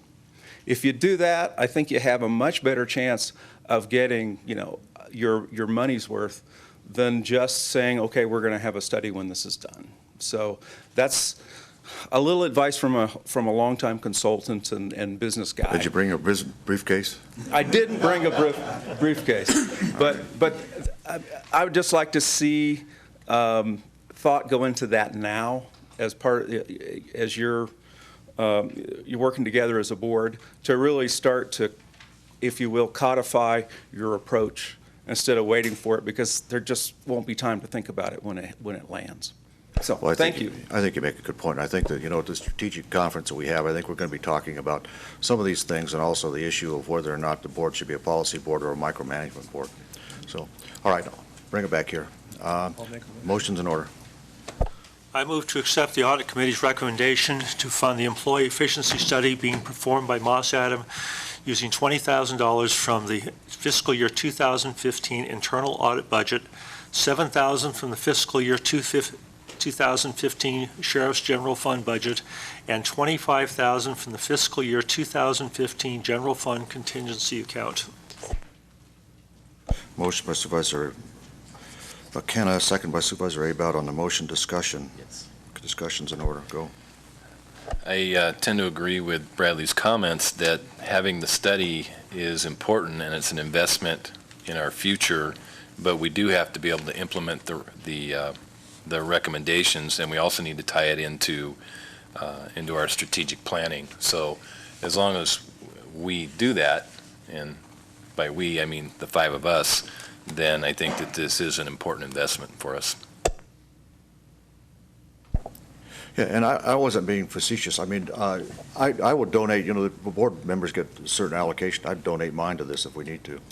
My allocation to get it done. So it's not much, but penny's worth a penny. Okay. All right. On the motion, further discussion? Hearing none, all in favor signify by saying aye. Aye. Opposed, nay. Carried unanimous. Thank you very much. Thank you, Michael, for your time, and thanks to the audit committee. Thank you. Good to see you. Thanks, Mark. Okay. All right, let's take up 21B. It's my intention to take up these refunding issues, go through the public hearing, and then we'll take a break before hit 22 and take it from there. So let's go to second reading on the 2014 seawater refunding bond. Nick, anything changed from the big first reading? Well, there hasn't been any changes, but I'd like to make a few comments if I could. For the record, Nick Providenti, Finance Director. There hasn't really been any changes, but we did actually take bids, interest rate bids on September 11th, and I kind of wanted to share with you what actually happened. On September 11th, we took the bids for the Water Refunding Bond Series 2014C, and the winning bid actually that we're going to be recommending is from Pinnacle Public Finance. And the actual refunding savings will be $287,774, and that's probably plus or minus a few dollars. So we originally thought that the savings would actually be a little bit more than that. We thought the savings would be just a hair under $357,000. So the interest rates actually went up a little bit from the time that we were kind of doing the original analysis to the actual time the bids went out. So I just wanted to let the board know that the interest rate savings isn't as much as we thought, but it's still fairly significant for the water bonds. Okay. Public comment on this second reading? Board, we ready to do? Ordinance number is 2014-11. Who wants to save some money? Supervisor Abad, make a motion to save. Willing to save some money. I move to adopt Bill number 112 on second reading, ordinance number 2014-11, an ordinance of the Board of Supervisors of Carson City, Nevada, designated by the short title 2014 Water Refunding Bond Ordinance, providing for the issuance of its general obligation limited tax water refunding bonds, additionally secured by pledged revenues, Series 2014C, providing the form, terms, and conditions of the bonds, providing for the levy and collection of annual general ad valorem taxes for the payment of such bonds, additionally securing their payment by a pledge of revenues derived from the water system of the city, and providing other matters relating thereto. Motion by Supervisor Abad, second by Supervisor Bonkowski. On the motion discussion. Go. Nick, I got to ask the question. What do you think the chances of increasing that savings are if we delayed this? Well, I heard this morning that the Federal Reserve probably won't start raising interest rates till mid next year. I heard that as well. I could probably let John Peterson answer that question. He's our financial advisor from J&A Consulting, and we've actually have that recommendation on one of the later bond refundings that we're going to do. We're actually going to suggest that we delay for the V&T bonds. So we just kind of wanted to bring it all together. Thanks, Nick. John Peterson with J&A Consulting Group, for the record. Supervisor McKenna, it's an excellent question. Yeah, I think many of us saw the economic news yesterday regarding the Federal Reserve not expecting to raise interest rates until next year. I think the other piece of news that was in there was that they were going to end their asset and bond purchase program that they had been running called quantitative easing, was supposed to be wrapping up in October. But yeah, I think we could save more money if we waited. Again, whether or not interest rates move up, we could save more money, but we are taking some risk that rates will move up. And as Nick kind of pointed out, when originally we began this process, we were expecting lower interest rates. I think the estimate was about a 2.45% was the estimate that we presented back on the 4th. The rate that we received from Pinnacle Public Finance on this one, and they were the best bid, the second place bid on this was about 30 basis points behind in the 280 range. But they bid at 2.53. So we did see a little bit of interest rate rise there. And that also happened in the broader market with some treasury bonds, et cetera, yields increasing on those. At some point, interest rates are going to rise. I don't really know when. I think if we were to delay, our next opportunity to, take another bite at this apple would be to time these to go along with the sales tax bonds for the MAC that are planned for later this calendar year. And again, I think we could save some more money. Whether it would be an appreciable amount, I really couldn't say. But I think the interest rate risk that you run maybe is greater than what additional savings you could get, a kind of a upside downside kind of analysis. I think there's more downside to waiting on this one than there is upside. I can't really be too specific because, again, what I was always told is he who lives by the crystal ball eventually eats glass. So I don't know where rates will be when those sales tax bonds are ready to be sold. But I think at this point, I think the savings that we have here are good savings, well in excess of the city's policies in terms of percentage of savings. So again, I think we recommend going forward, but if we wanted to delay, we would plan to have those as part of the sales tax bonds in December. But you are recommending that we wait on the V&T, is that correct? Yes, and I don't want to get too out of line with the item that's up here right now, but the bids on the V&T were substantially different than the bids on the water bond, and that's part of the reason why we recommend waiting on those, and would love to explain those as part of the V&T, or I could explain now. I'm not really sure what I can and can't do. We'll deal with it when it comes up. I mean, part of what we have, I mean, we kind of get mixed up here between, analyzing the issue, discussing it, then having a motion, then discussions. I mean, I try to give a little latitude. We got a motion on the table, and theoretically, this is board discussion going on right now, but it's really not because it's asking questions. So we try to live by that, but it'd be helpful if you raise the issue on what you're doing on the next item on the V&T when it comes under that, just for clarity of the record, please. And that way it enables us to adequately discuss when it is brought back here. Absolutely. We will Thanks. definitely raise All the right. issue with V&T. Very good. All right. I appreciate that, Mayor. I just brought it up because No, it was there's no brought up, problem. so I mean- I appreciate that. This is the original, all we're doing is refinancing the bonding which we approved earlier, so there's a cost savings here of this bond, correct? You're talking about cost to issue the bond? Yes, there are, and those are already embedded in the savings numbers that Nick talked about earlier. The savings that we have here are net of the issuance costs. I want to say the cost to issue the water bond is approximately $64,000. And again, the savings, the present value savings that we have here are just around $290,000. Again, that's net. Thank you. Okay. I didn't know if I asked public comment on this before, but we do have a motion, but we'll take public comment on this one if anybody will comment. I don't see any. So any on the motion, further discussion? Yes, one more thing, Mayor. Discussion. Originally, I voted against this, the bond measure when it came through. I'm going to vote in favor of this because we're reducing it and we're having a cost savings coming back to the city, so I will vote in favor of this. On the motion, all in favor, signify by saying aye. Aye. Opposed, nay. Carried unanimous. Okay, thank you very much. Let's take up the next one. Thank you, Mayor. Again, for the record, Nick Sewer. Providenti, Finance Director. This is the sewer refunding bond, Series 2014D. Just a little background. Again, we got taken bids on September 11, 2014 for these bonds. We originally estimated that the savings were going to be just a little bit over $228,000. The actual savings are going to be just a little bit over $178,000. But again, as John said, it's still within the city's percentage of savings that it's still within that range. So we're recommending that we do go ahead and go forward with these sewer refunding bonds. Board comments or questions? Public comments or questions? Motion's in order.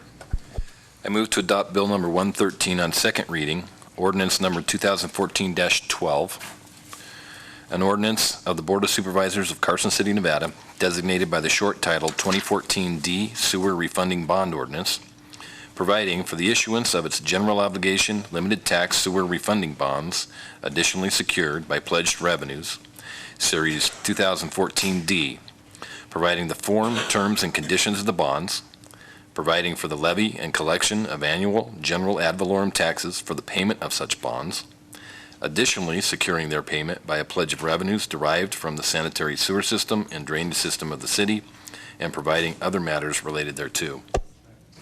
Motion by Supervisor Bunkowski, seconds by Abowd and McKenna on the motion. Further discussion? Anybody? Not?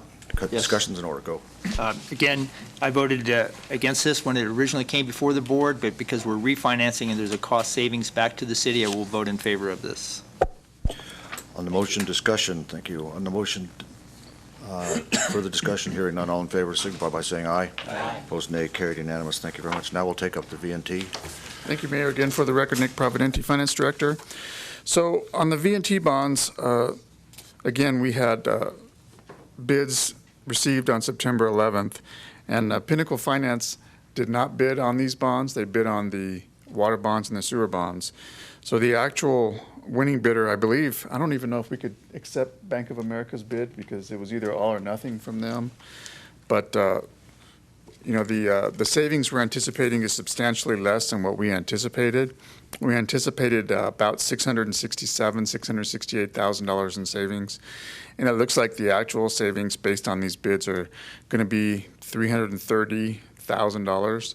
So John wanted to explain a little bit about what the plan is and why we're recommending that we do not go ahead and pass these bonds and we wait until December.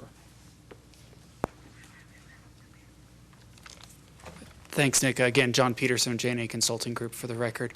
As Nick explained, when initially this was brought to you 2 weeks ago, the interest rate estimate on the VNT portion, or the VNT refunding, was 2.5%. And as Nick also mentioned, the lowest bid was on this one was in the 280 range, so about 30 basis points higher. We had fewer bidders on the VNT for a couple of reasons. One reason, one bidder that I spoke with felt that because it was a sales tax and not a water and sewer, kind of what they considered an essential operation of the city, that even though it was a general obligation bond, just like the water and sewer, that they were not interested, didn't feel that it was as essential of a bond to the city. So they passed. As Nick mentioned, Pinnacle Public Finance also passed on this one. They bid on the other two, did not bid on this one. Their rates have been among the best that we've seen in terms of these bank loans, not only in Carson City. They won the medium-term bond that we did back in June, but they've done other bonds since then. There's been a close competition between them and one or two other banks. And since Pinnacle and those other banks dropped out, we didn't see the savings that we were anticipating. And so our recommendation here is not to proceed with the refunding of the VNT bonds at this point.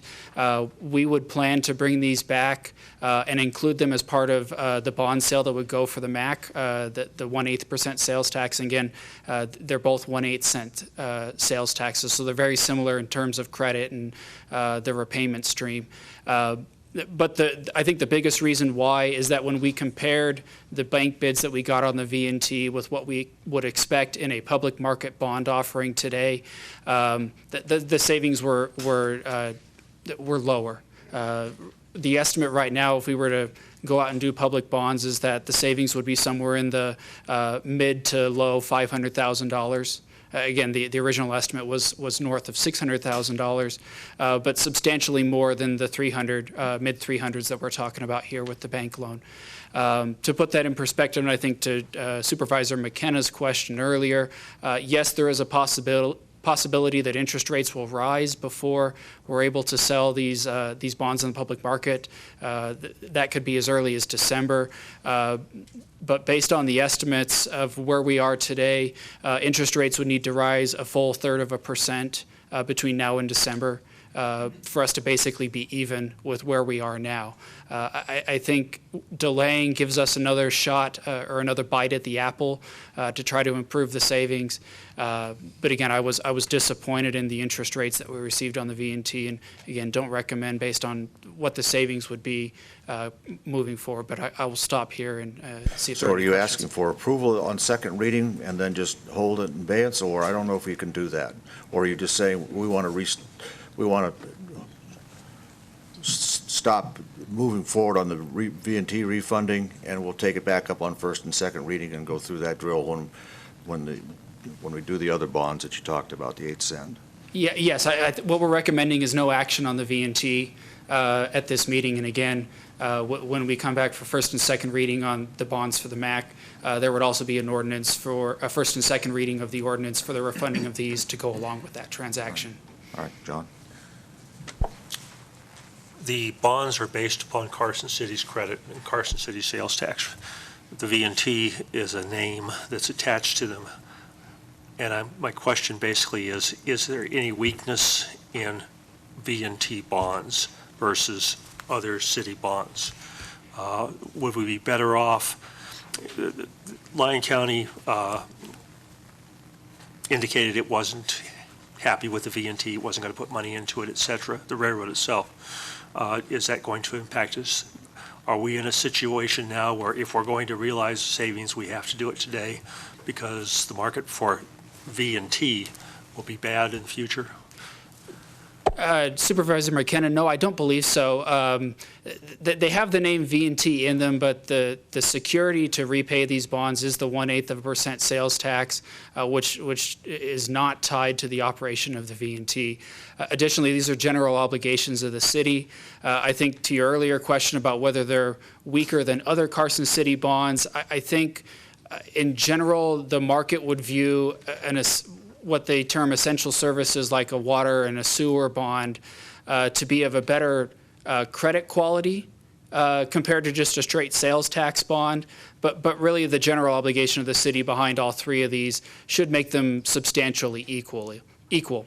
There shouldn't be if there is an interest rate difference, it should be minor and is probably more related to the fact that the V&T bonds mature later in the calendar year. So the water and sewer bonds mature in June, the V&T mature in December. There's a 6-month lag, so that would be another cause why the interest rates would be somewhat higher.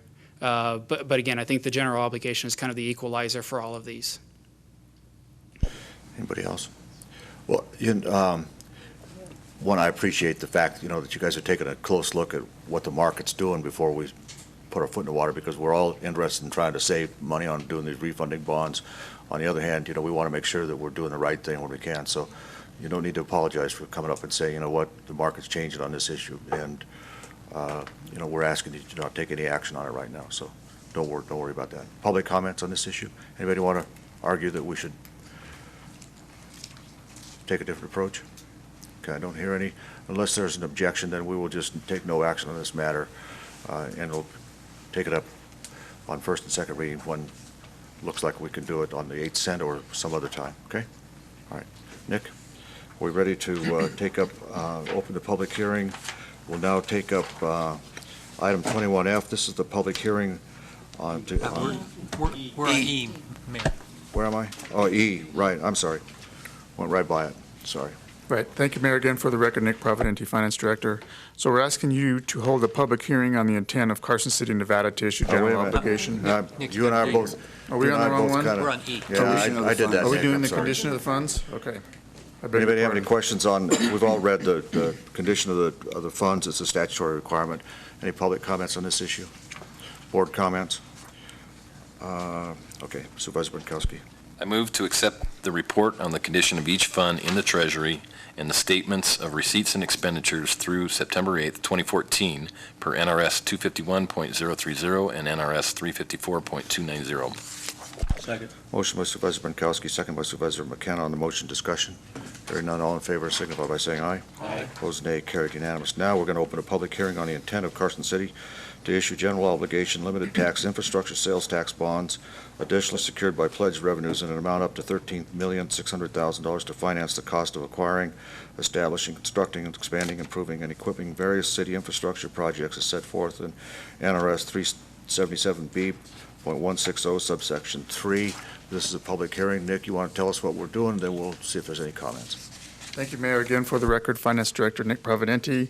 NRS 350-020 requires that we held a public hearing before the infrastructure sales tax bonds can be issued. We did publish notice of the public hearing in the Nevada Appeal on August 30th, 2014, indicating of our intent to hold this public hearing. So basically, we're asking you to open up public comment, take any public comment, and then close the public hearing. Hearing's open. Public comment? Okay, I don't see any. Getting ready to close the hearing. Okay, the hearing's closed. Then we'll close. I don't see any comments, so the record reflect that we're going to close the hearing, the public hearing on this matter. And I think that that's all we have to do on this one, right? Yeah. Okay. So we'll close the public hearing on this matter. We're going to take a brief recess, and then we'll take up item 22 on the change the ordinances. So we'll be in recess for about 10 or 15 minutes.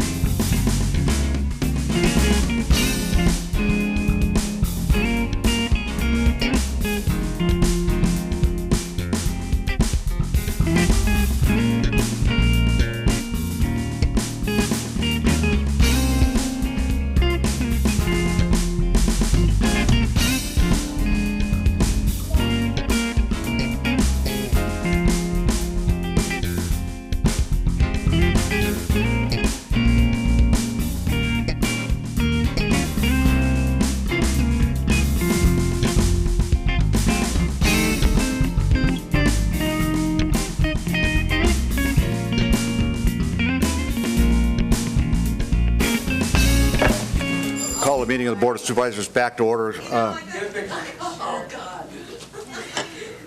We're now, we're going to take up the item on the potential filing of an amicus brief. We have the Deputy District Attorney, Randy Munn, here. Randy, go ahead, tell us what we're doing, why we should join. Members of the board, the DA's office is coming and asking for your permission under the charter to sign on to an amicus brief. It's being drafted by the City of Henderson, the District Attorney's Office of Clark County, and the City of North Las Vegas on behalf of and in support of the City of Reno in their dispute with the firefighters union over the layoff of, I think it's about 27 firefighters because of their loss of a federal, what's called a SAFER grant.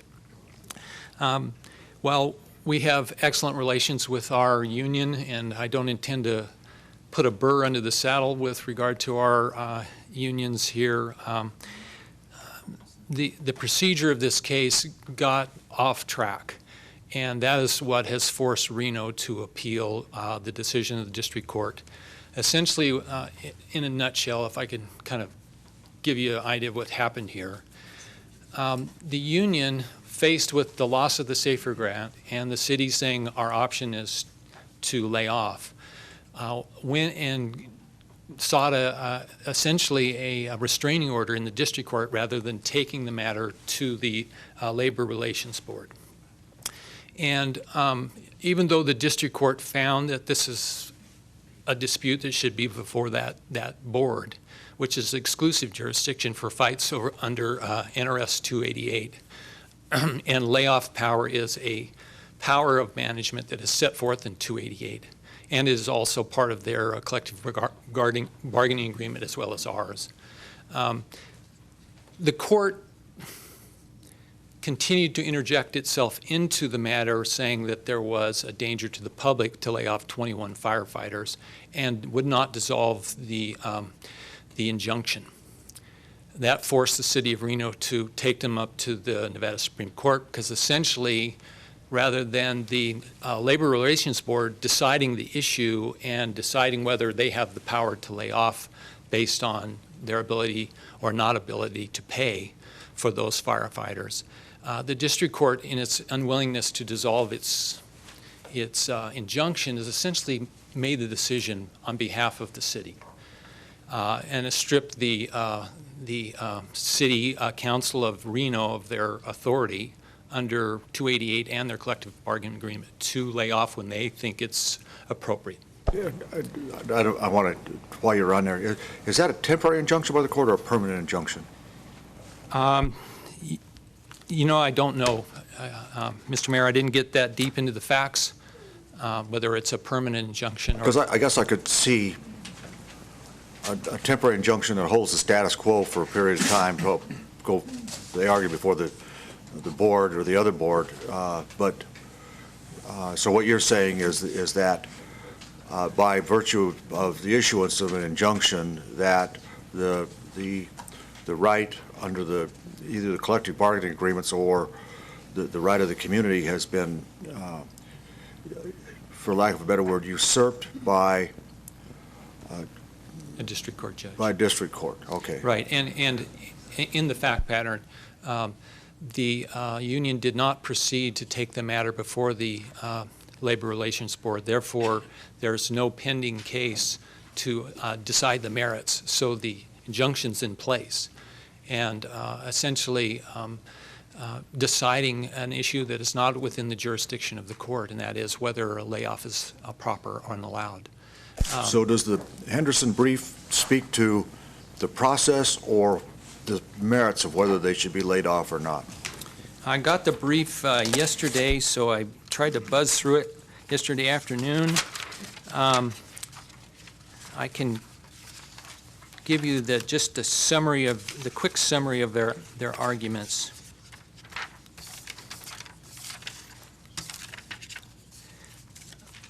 Their three arguments set forth in the brief is the district court erred in exercising jurisdiction over a dispute concerning the interpretation of 288, where the plaintiffs had not yet exhausted their administrative remedies. The second issue, the order interferes with the City of Reno's rights under the NRS 288-153B and Article 2 of the collective bargaining agreement regarding, and the charter regarding the layoff. And that the question of this city council's decision that they didn't have enough money to pay and therefore they have to lay off is a political question that the court should not intervene into. So there's 3 legal issues that are being pled before the court.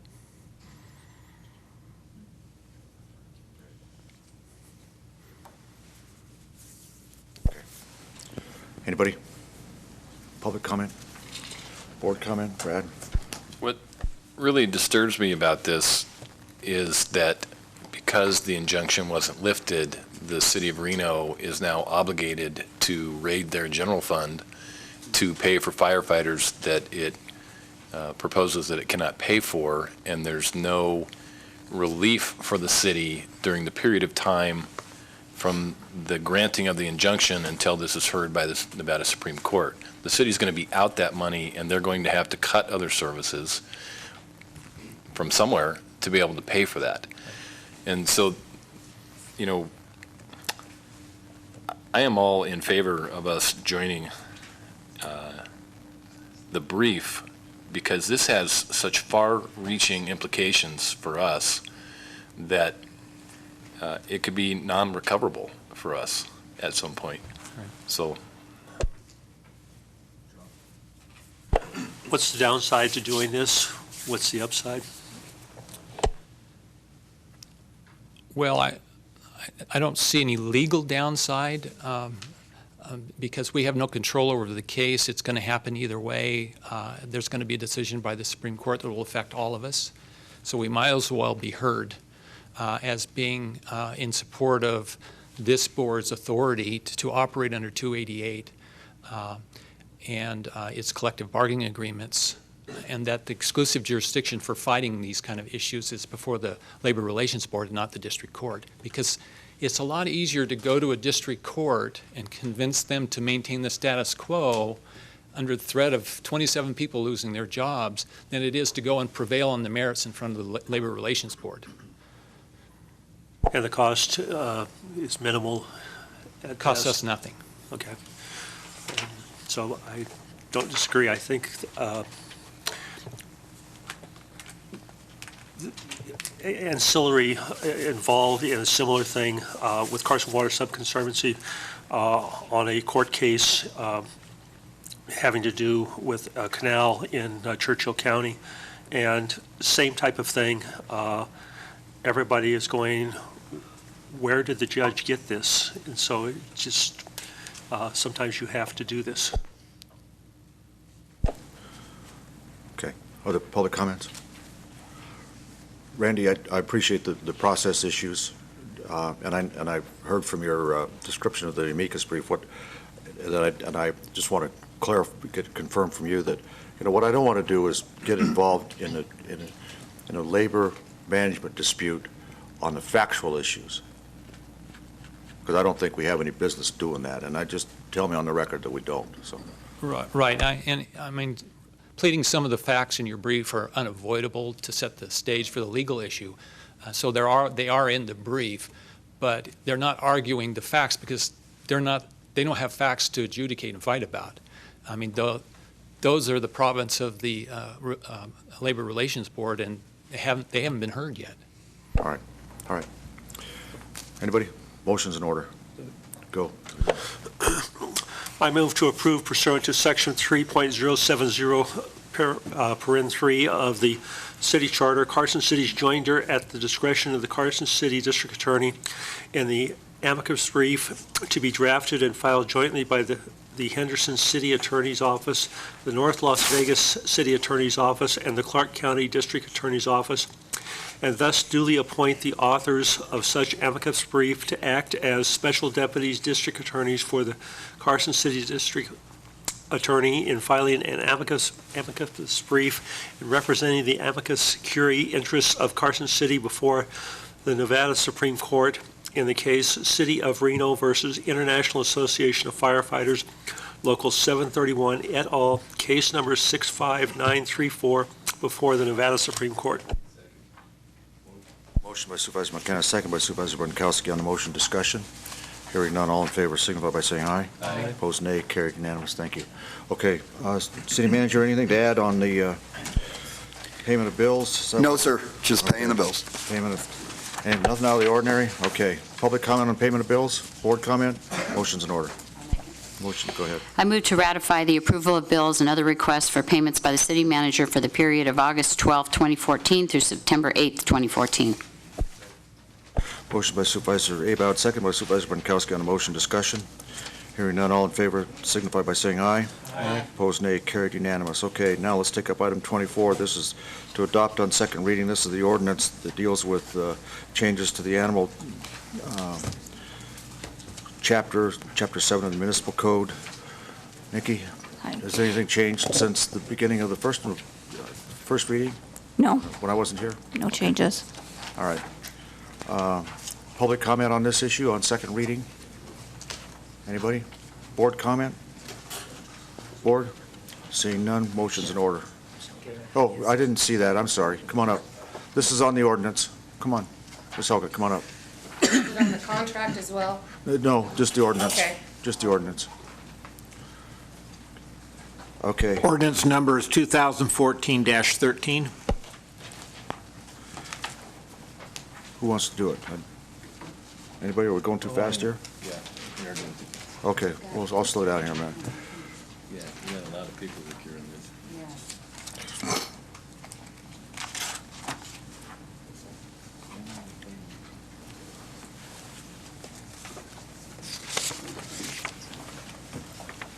It's out of order because we changed the order of the, So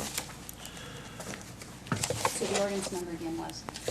2014-13, since we skipped the other ordinance number. everybody have that? You have it? I see you've got it in front of you. Do you want to make the motion? I'll make it. Go.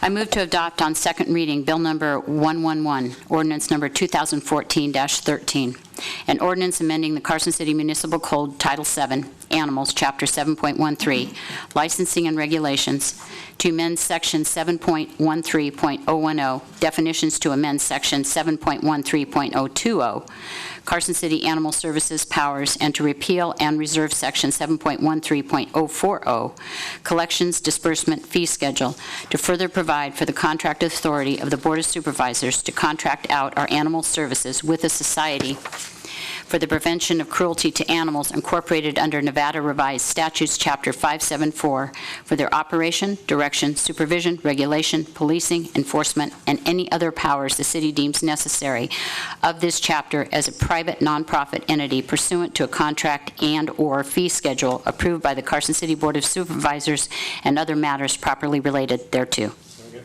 Motion by Supervisor Abad, second by Supervisor McKenna. On the motion, discussion to Supervisor Shirk. I'm in favor of this ordinance. I would like the board to consider if I may make an amendment to the, and remove the verbiage that says, and any other powers the city deems necessary of this chapter. I think that's vague. I think it's inappropriate. I think it could lead us down a pathway where we'll have to put this in every ordinance that comes forward, and I just don't think it's necessary. Okay, we're on discussion. I would ask Mr. Munn if it's needed in there. It was added because Mr. Munn wasn't here and no one seemed to know what we needed to do, so I don't have any problem taking it out if we don't need it.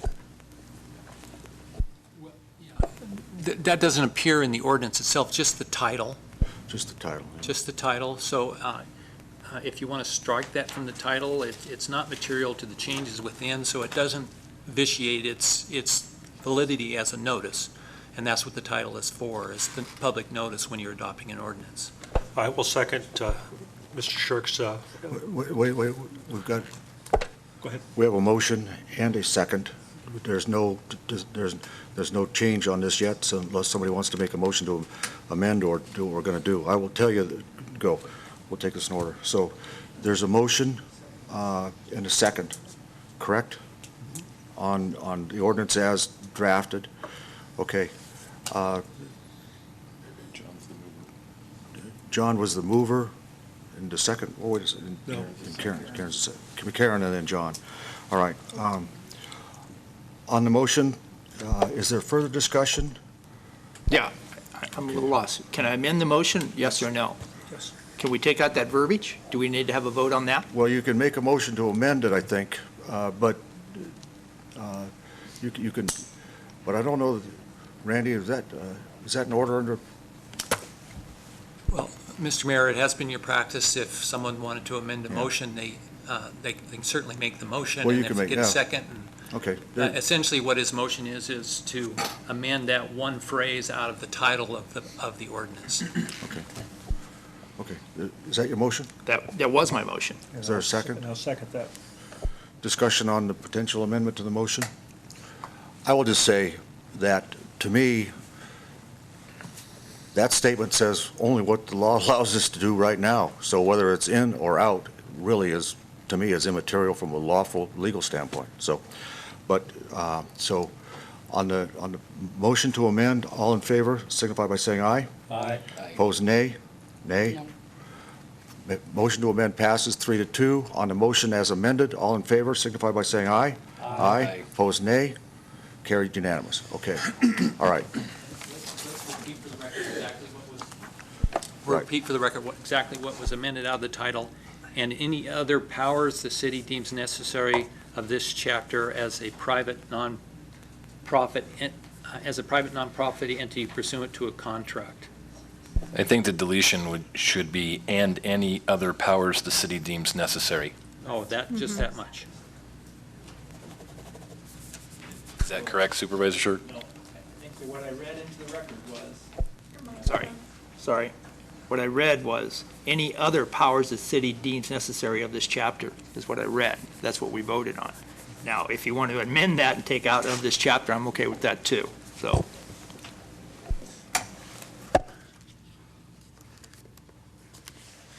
You okay with it?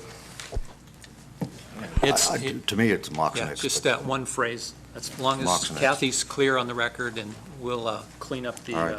ordinance before it's published. You got it? Moved and passed, so the ordinance is done. All right. Now, we'll take up the issue of the actual contract and the lease. Okay, go. Okay, Nikki Aker, Director, Carson City Health and Human Services. I am requesting the approval of the lease and the professional animal services and enforcement agreement between Carson City and the Nevada Humane Society. This will allow Carson City to contract with the Nevada Humane Society, a society for the prevention of cruelty to animals incorporated under NRS 574, for animal services operation, direction, supervision, regulation, policing, and enforcement. And I'd like to take this opportunity to introduce Kevin Ryan, the CEO of the Nevada Humane Society. He'll give you a short presentation on the plans of Carson City's animal services, and will be available to answer any questions.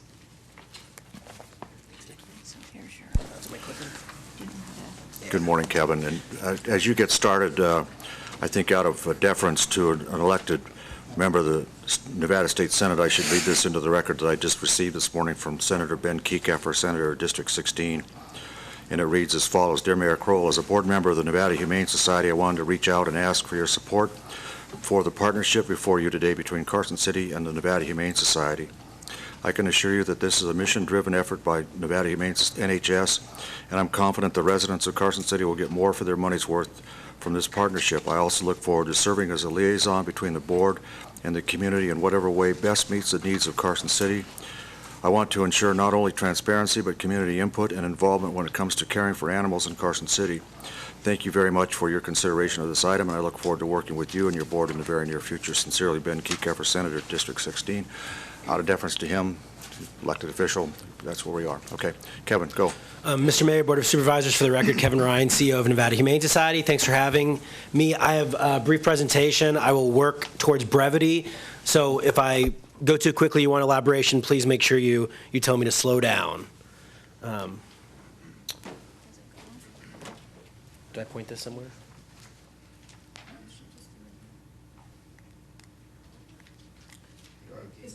We can do it from here. No.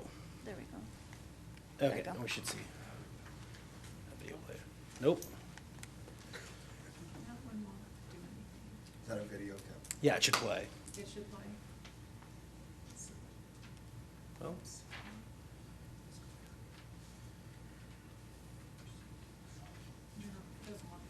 Okay, we can play it at the end if we want. It's just a video about Nevada Humane Society, so we'll move on. Here you just see a list of our board members, so you understand how our governance works. It's important to note the Nevada Humane Society, like all nonprofits incorporated under the IRS as well as under the state of Nevada, we do answer to civilian or community members as our governance. And I did want to take this opportunity. We do have two board members here representing Nevada Humane Society, which are the Governance and Policy Board of Nevada Humane Society. Our Vice President, Trooper Chuck Allen, is here. As well as a board member, Mindy Elliott. Where's Trooper Chuck Allen's hat? Come on, man. You know what? You're in a suit. You know, we always see you. I'm kidding you. Go. All right. Thank you, sir.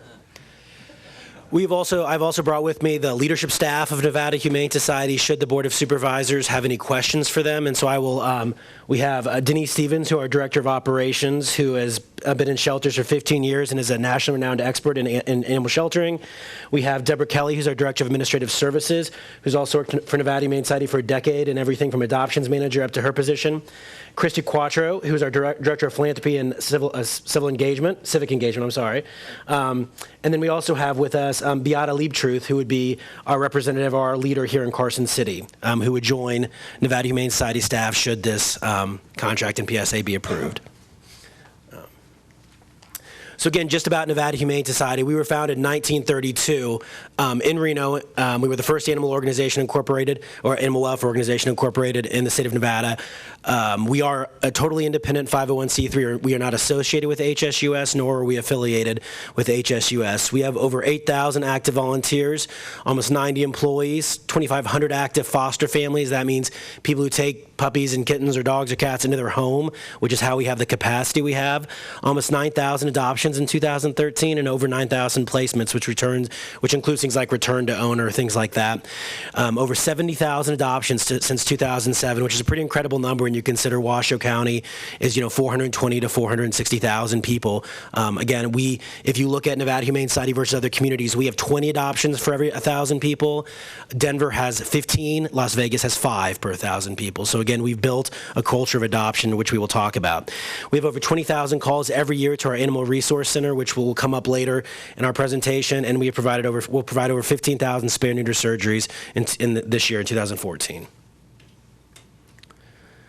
93%, that's our live release rate. That means how many animals who come into Nevada Humane Society who go out the front door. It doesn't matter if they're euthanized at Washoe County Regional Animal Services, if they're euthanized by Nevada Humane Society, or they die of natural causes. All of that counts against our live release rate.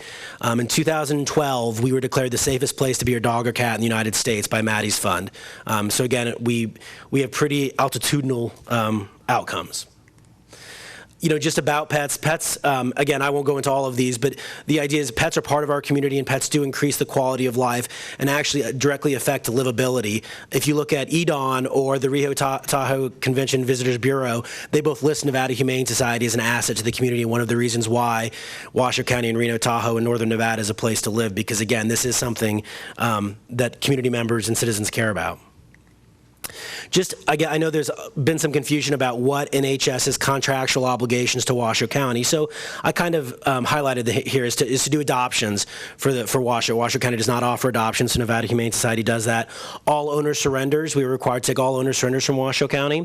We facilitate rescue groups, and we spay and neuter transfers from Washoe County Regional Animal Services and owner surrender, which is also a requirement of NRS.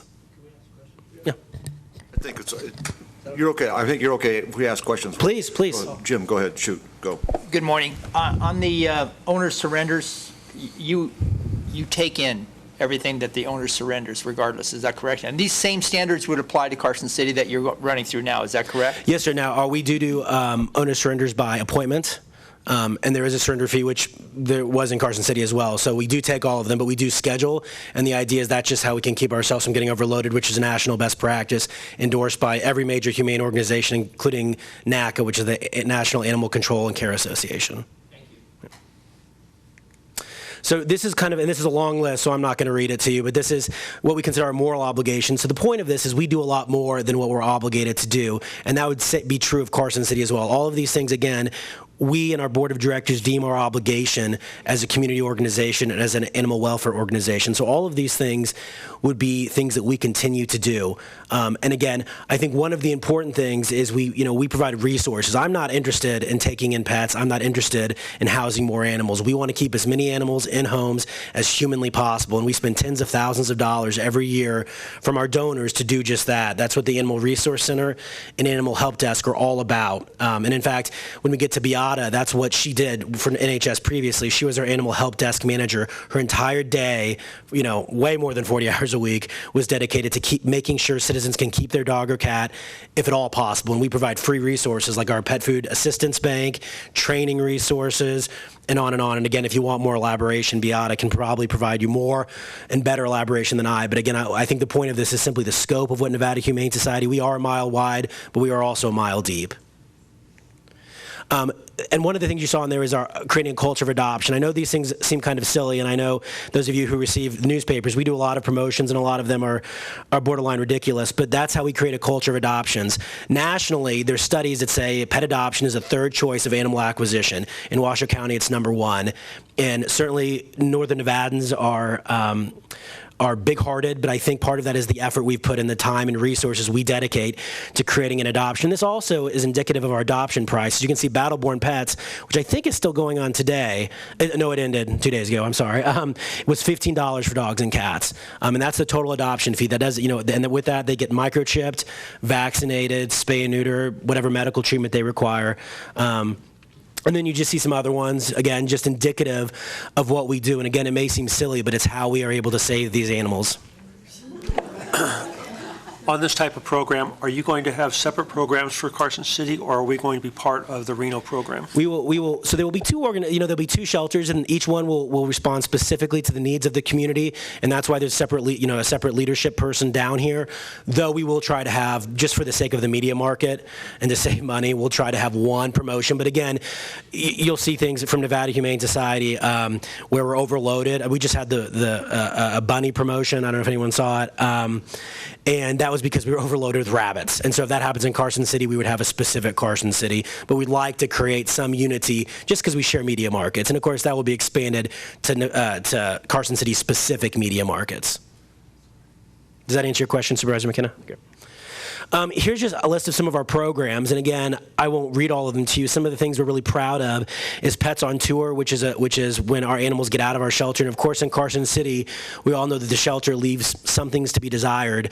And so one of the important things will be getting out of the shelter. And 40% of Nevada Humane Society's adoptions, even though we have a relatively new facility, do happen outside of the shelter. And that's, again, being part of the community. In addition, you see our response team. They respond, to people who get overwhelmed with the number of pets they have, disaster, as well as when you partner with Nevada Humane Society, you get our partnerships too. We have an MOA with the ASPCA, and should there be a disaster of catastrophic nature, we can request their assistance, and they are contractually obligated to respond and help us respond to whether it be a wildfire, a geological event, whatever may or may not happen. And that will extend to Carson City, and that will be an addendum added to that agreement. So again, the resources are large. Everything from our cat action team, which works with community cats, as well as provides people resources who maybe don't love, there's no leash law in Carson City or in Washoe County for cats. And so, if you don't like cats, we can provide you free repellent for, to put in your yard or whatever else. So again, it's about serving the community. All of these programs are designed to assist the community and give the community what they need, as well as save pets. And of course, GI Dogs is indicative of that. It's a program that pairs rescue animals with people who have been injured, veterans who have been injured with PTSD or TBI, which is traumatic brain injury. And those animals transform into service animals. And again, a program we're really proud of. And again, that would be extended to Carson City. It currently serves northern Nevada, but we will make sure that we make it robust in Carson City as well. Will you be working with the prisons as they do the adoptions and the training? Will you continue that program? Our plan is yes. I mean, I to be honest, what we've been able to glean this far, I'm not an expert on the Pups on Parole, but our plan is I think it's a wonderful program, and our sincere plan is to continue that in a similar incarnation. There may be small changes to it. We'll have to talk to the warden and see what's able to, what are the options. But our plan is to continue the Pups on Parole program. So just so you know, again, I know that one of the things that's confusing is no-kill, and that term can be problematic for people. What no-kill means by almost everyone's definition is that no animal is ever euthanized for space or convenience or lack of resources. So when we're full, we find space. And the only time animals are ever euthanized at Nevada Humane Society is because of they're dangerous to the community or because it's the right thing to do from a humaneness standpoint. So the animal's medical prognosis is so poor that we aren't able to save it. But again, the clinic, we have 4 full-time veterinarians. The clinic at Nevada Humane Society is robust. We have digital x-ray, digital dental x-ray, ultrasound. I mean, we have a full-service clinic to serve these animals and spend hundreds and hundreds of thousands of dollars on that effort. So when animals come in, they go through what's called the Cornell or MAP assessment, which we'll talk about. If they pass and they don't pose a dramatic danger to other pets or people, then they're put on the adoption floor.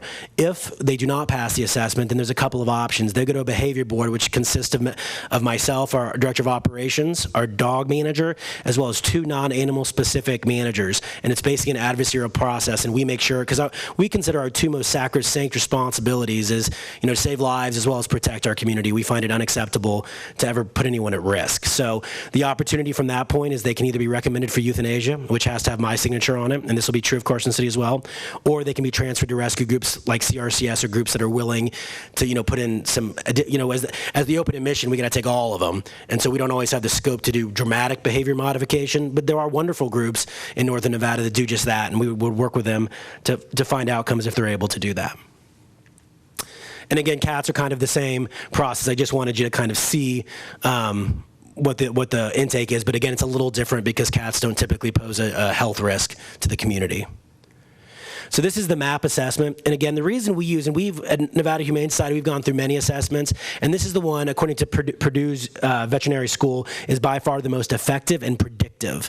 It's developed by Kelly Bolin, who lives in Massachusetts, and we bring her every year to Northern Nevada, where she retrains our staff, and we also offer that opportunity to animal control officers in our community. We had people fly from, I think, 6 states and Canada, I think, just this last August, whenever we had them to attend that training.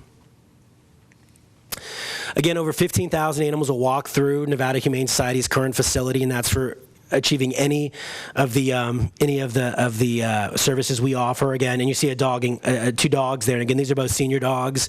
One of them are blind. These are animals that aren't saved other places, but they are saved in Northern Nevada, and they are saved in Washoe County, and the same would be true in Carson City. We take in currently, just again, so you know the scope of our size, we take in 90% of the community's animals in Washoe County. We take about 87.9% of Washoe County Regional Animal Services that they take in. The others are transferred to other rescue groups, which is great.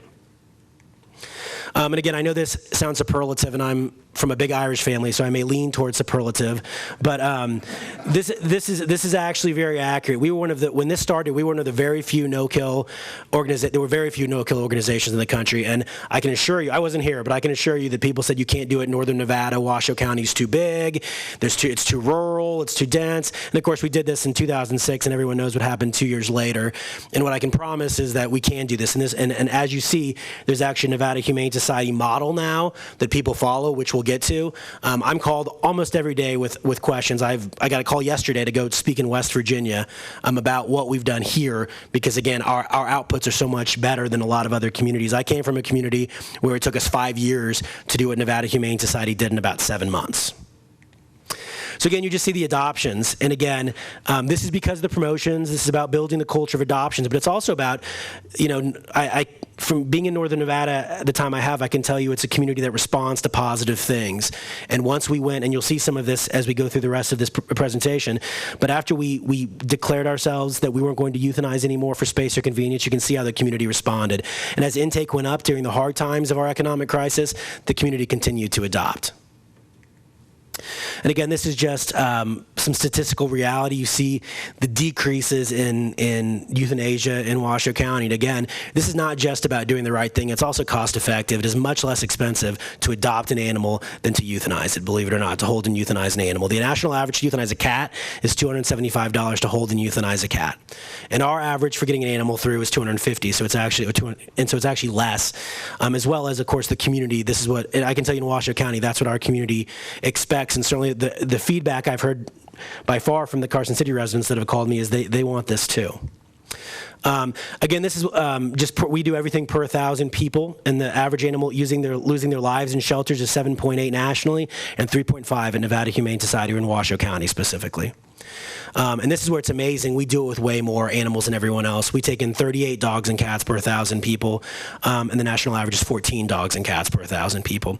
In addition, my favorite stat, and this will be the last of the statistics, I think, is that last year in Las Vegas, which is 5 times larger than Reno Sparks, adopted 100 more animals than us. This is something that our community responds to. It's our mantra, and it's stolen, so please don't give me credit. At NHS is do good things, tell people about good things, and then they'll respond, and that's certainly been our experience. Again, we talked about almost 9,000 adoptions in 2013, over 9,000 spay-neuter surgeries, 621 other procedures, 500 dental procedures, and 600 x-rays. We also subsidized other 1,500 spay-neuter surgeries through other clinics and other communities. And again, those numbers will be dramatically higher in 2014. Just about our economic impact, again, our direct budget is $4.1 million. So again, using any economic multiplier, we bring a dramatic economic impact into our community. We bring in over $1 million in grants annually. We've brought in almost 3.5, and that's not just to us from Maddie's Fund. That's distributed to other groups as well, because we have built a no-kill community.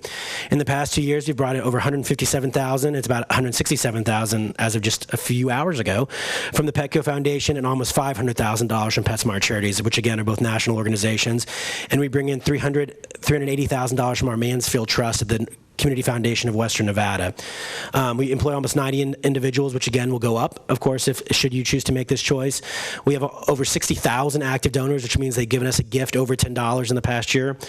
We have a mailing list of almost 150,000 individual households, and we impact almost 18,000 individual Washoe County households every year, and that's based off an estimate done by the University of Nevada, Reno. And again, the things in red are things that are going to come out in the next, we've completed some processes to get this done. But in 2012, we received the Community Life Saving Award from Maddie's Fund, which brought $1.2 million to both the Washoe County as a government, to Nevada Humane Society, to the SPCA of Northern Nevada, and to Pet Network Humane Society. You'll see it update in about 3 days to Gold Star, Gold Charity, and not just because we hadn't filled out some of the form. A Charity Navigator 5-star charity, rated A+ by Charity Watch, listed in Philanthropedia. We're listed in the top 10 shelters in America, and we were also the first nonprofit in Northern Nevada to become an A+ accredited charity according to the Better Business Bureau, which you see at the top. These are just a list of some of our funders. As you can see, they are both national organizations as well as local organizations and local funders here in Northern Nevada and in the state of Nevada. Again, so the Nevada Humane Society, to get to the nuts and bolts of Carson City, the Nevada Humane Society is a model, and it's actually a model that's been duplicated across the country, and these are them, and I'm happy to answer any questions about those, but these are how we are going to make Carson City a no-kill community and what we'll bring to the community. And again, one of the things you'll see is, part of our plan is we have to work with rescue groups. We need the rescue groups in Carson City. There's going to be, and you'll see an increase, we think, in intake in Carson City once we take over. So we're going to need all the help that we can possibly get. And again, our goal always is surrender mitigation. If we can help you keep your dog or cat, that's the business we're in. We have no interest in taking in dogs and cats that can remain in place. So here, when we talk about field services, I know that's one of the areas of concern. This is kind of our approach. And again, I don't want to get too bogged down, but I'm happy to answer questions. But it really is, animal services via animal control or service delivery based model. So the idea is I don't want to write tickets. I don't want to fine people. I want to keep, if a dog gets out, hopefully they're microchipped. We'll scan it in the field. We'll call you at work and say, hey, can you meet at your house in 15, 30 minutes, an hour? And we bring your dog right back to your house, your cat right back to your house. There's no fee. There's no impound. We want to keep animals out of the shelter, and this is supposed to be a service provided to the people of Carson City. In addition, it's solution-based, just like our help desk. That's why Beata is the right person to put in this position, because her whole career, which we'll talk about, we can talk about it now. Beata, do you want to stand up? So Beata spent the beginning of her animal welfare career with Best Friends Animal Society in Utah, and her job there was fundamentally to work in field services, cruelty investigations, emergency response, and again, keeping dogs and cats in their homes and in place. She came to Nevada Humane Society, and basically her and my predecessor invented a help desk, one of the earliest in the country, which again is something that's duplicated all over the country. And again, her entire purpose was to say, how can we keep your dog out of the shelter? What can I do for you? And again, that'll be the approach here in Carson City is what can we do for you to help you live better with your dog or cat or your neighbor. If there's a barking issue, again, if you look across the country, one of the things, thanks Beata, and you guys can ask her questions certainly if you have them, but animal service is based on parking enforcement. The idea that if I impound your Mercedes, you're going to pay the same amount or a similar amount or at least a congruent amount to get out your Chihuahua. And what I can tell you is on a national basis that doesn't work. And that's why you see this migration to animal services or animal care even is what they're calling it now. And that's what we're going to be about. Again, this is not about feed generation. Again, Nevada Humane Society, if you look at the annual report of the situation in Las Vegas, they adopted 100 more animals than us, $1.2 million in adoption revenue. Nevada Humane Society, $255,000 in adoption revenue. We don't make money off the backs of our animals. We do good things, and then we ask our donors to support us, which is what's happened. Kevin, can I ask you just one question? Sorry. You're on your animal control, animal services. You're modeling this. I know you don't do the animal control in Washoe County. However, you're modeling this after the Nebraska program. Can you elaborate on that just a little bit? Sure. Our friends in Nebraska Humane Society were actually last year's NACA, which is the National Animal Care and Control Association's Outstanding Animal Control Organization of the Year. So this is something nonprofits are doing and doing well. And again, I think you see a trend towards it because again, the people I had standing up behind me and myself, this is what we do for a living. And again, it isn't. And then there's great. And there's great. Washoe County Regional Animal Services does a great job. But again, I think that by unifying the progress, everything flows together. And again, I think that's part of it. So we'll be modeling against them. And again, one of the things you'll see down there somewhere is education driven. Nevada Humane Society spends a lot of money. In the last year, we've had Sophia Yen, who's a nationally recognized vet and PhD in animal behavior. She'll be here in Northern Nevada in October. Is that right, Denise? Yep. Kelly Bolin was here. Dr. Kate Hurley was here last October. So we bring experts here, and we're going to have them tell us how we can do this. We will get all of our officers as much training as is possible, and we will go out and seek more information. We are very education-driven, and we're very sort of science-based, which is on there too. So when new research comes out, like there's new research coming out of UC Davis, Koretz School of Veterinary Medicine every day about community cat management. And so we're going to read all of that. And again, we'll be communicative with the city and the elected officials of Carson City so that we can find what works best for here. Because again, we're going to look at national models because I think that's how you get better. People who've done it and it's been successful, as well as we want to make sure it works here and tailors everything for our community. Because again, it is a little different. And this is our community. Northern Nevada has always been our area. And certainly this is not about Reno. This is about Nevada Humane Society being part of Carson City's community. That's really what this is supposed to be about. With that said, would you elaborate on the Community Partnership Committee? Yeah, so there will be a Carson City, and Mindy Elliott, if I say this incorrectly, please correct me, but it's the Carson City Community Partnership. Is that right? And that'll be that'll be chaired by Senator Ben Kiekeffer, and that'll be where we add people from Carson City, and they're going to give us feedback and let us know. I mean, I'm sure they'll let us know when we do something they don't like.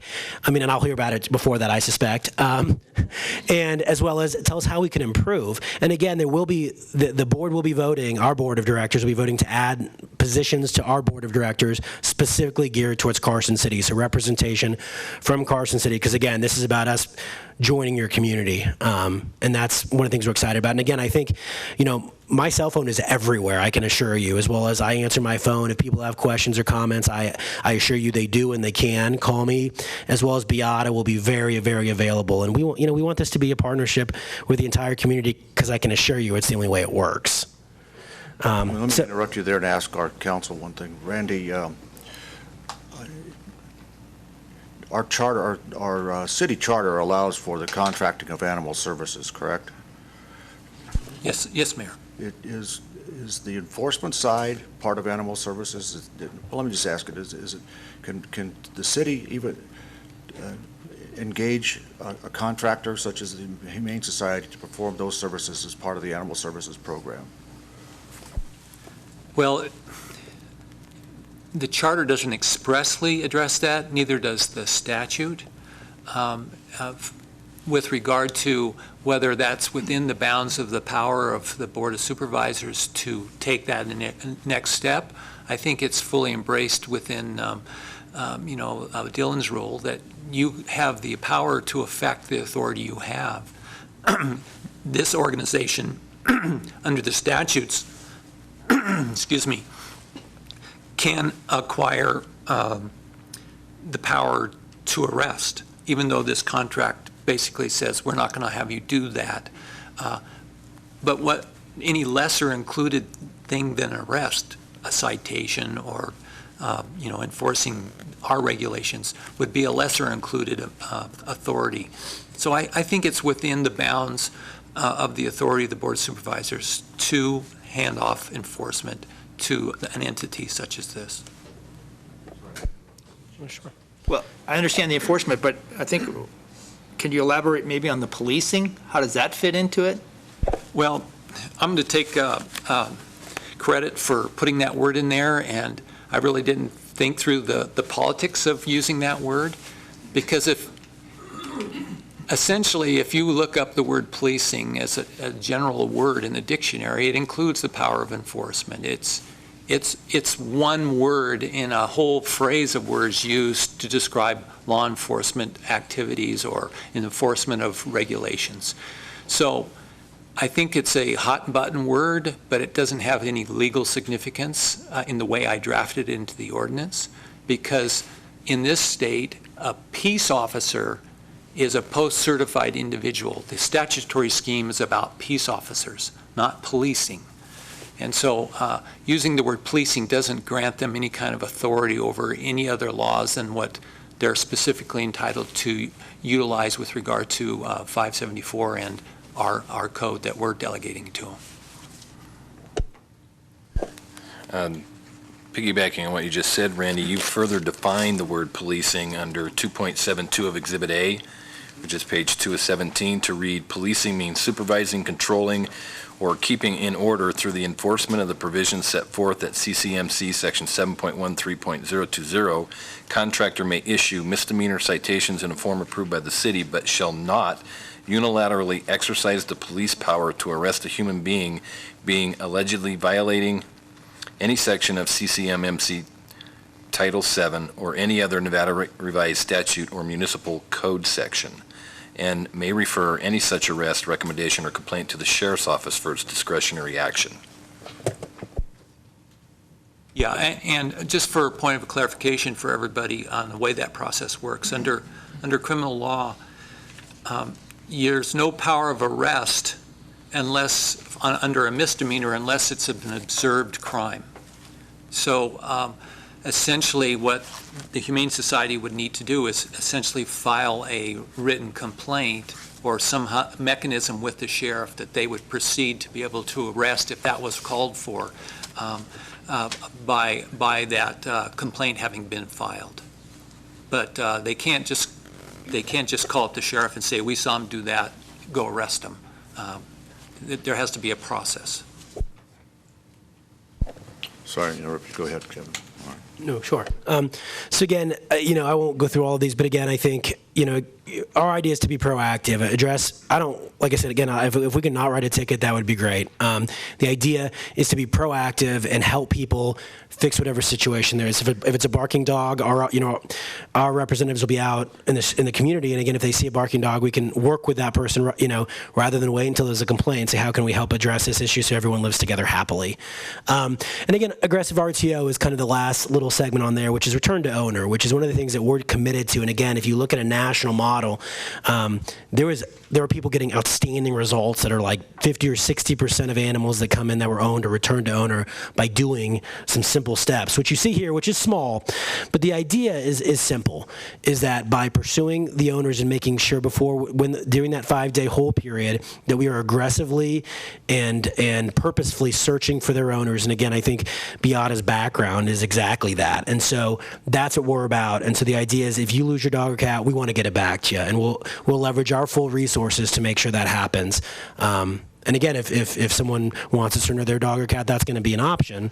But again, we want to make sure that if possible and if desired, we can get that dog or cat back to the community member. And again, that's how you confound these things, as well as turn this from animal control to animal services.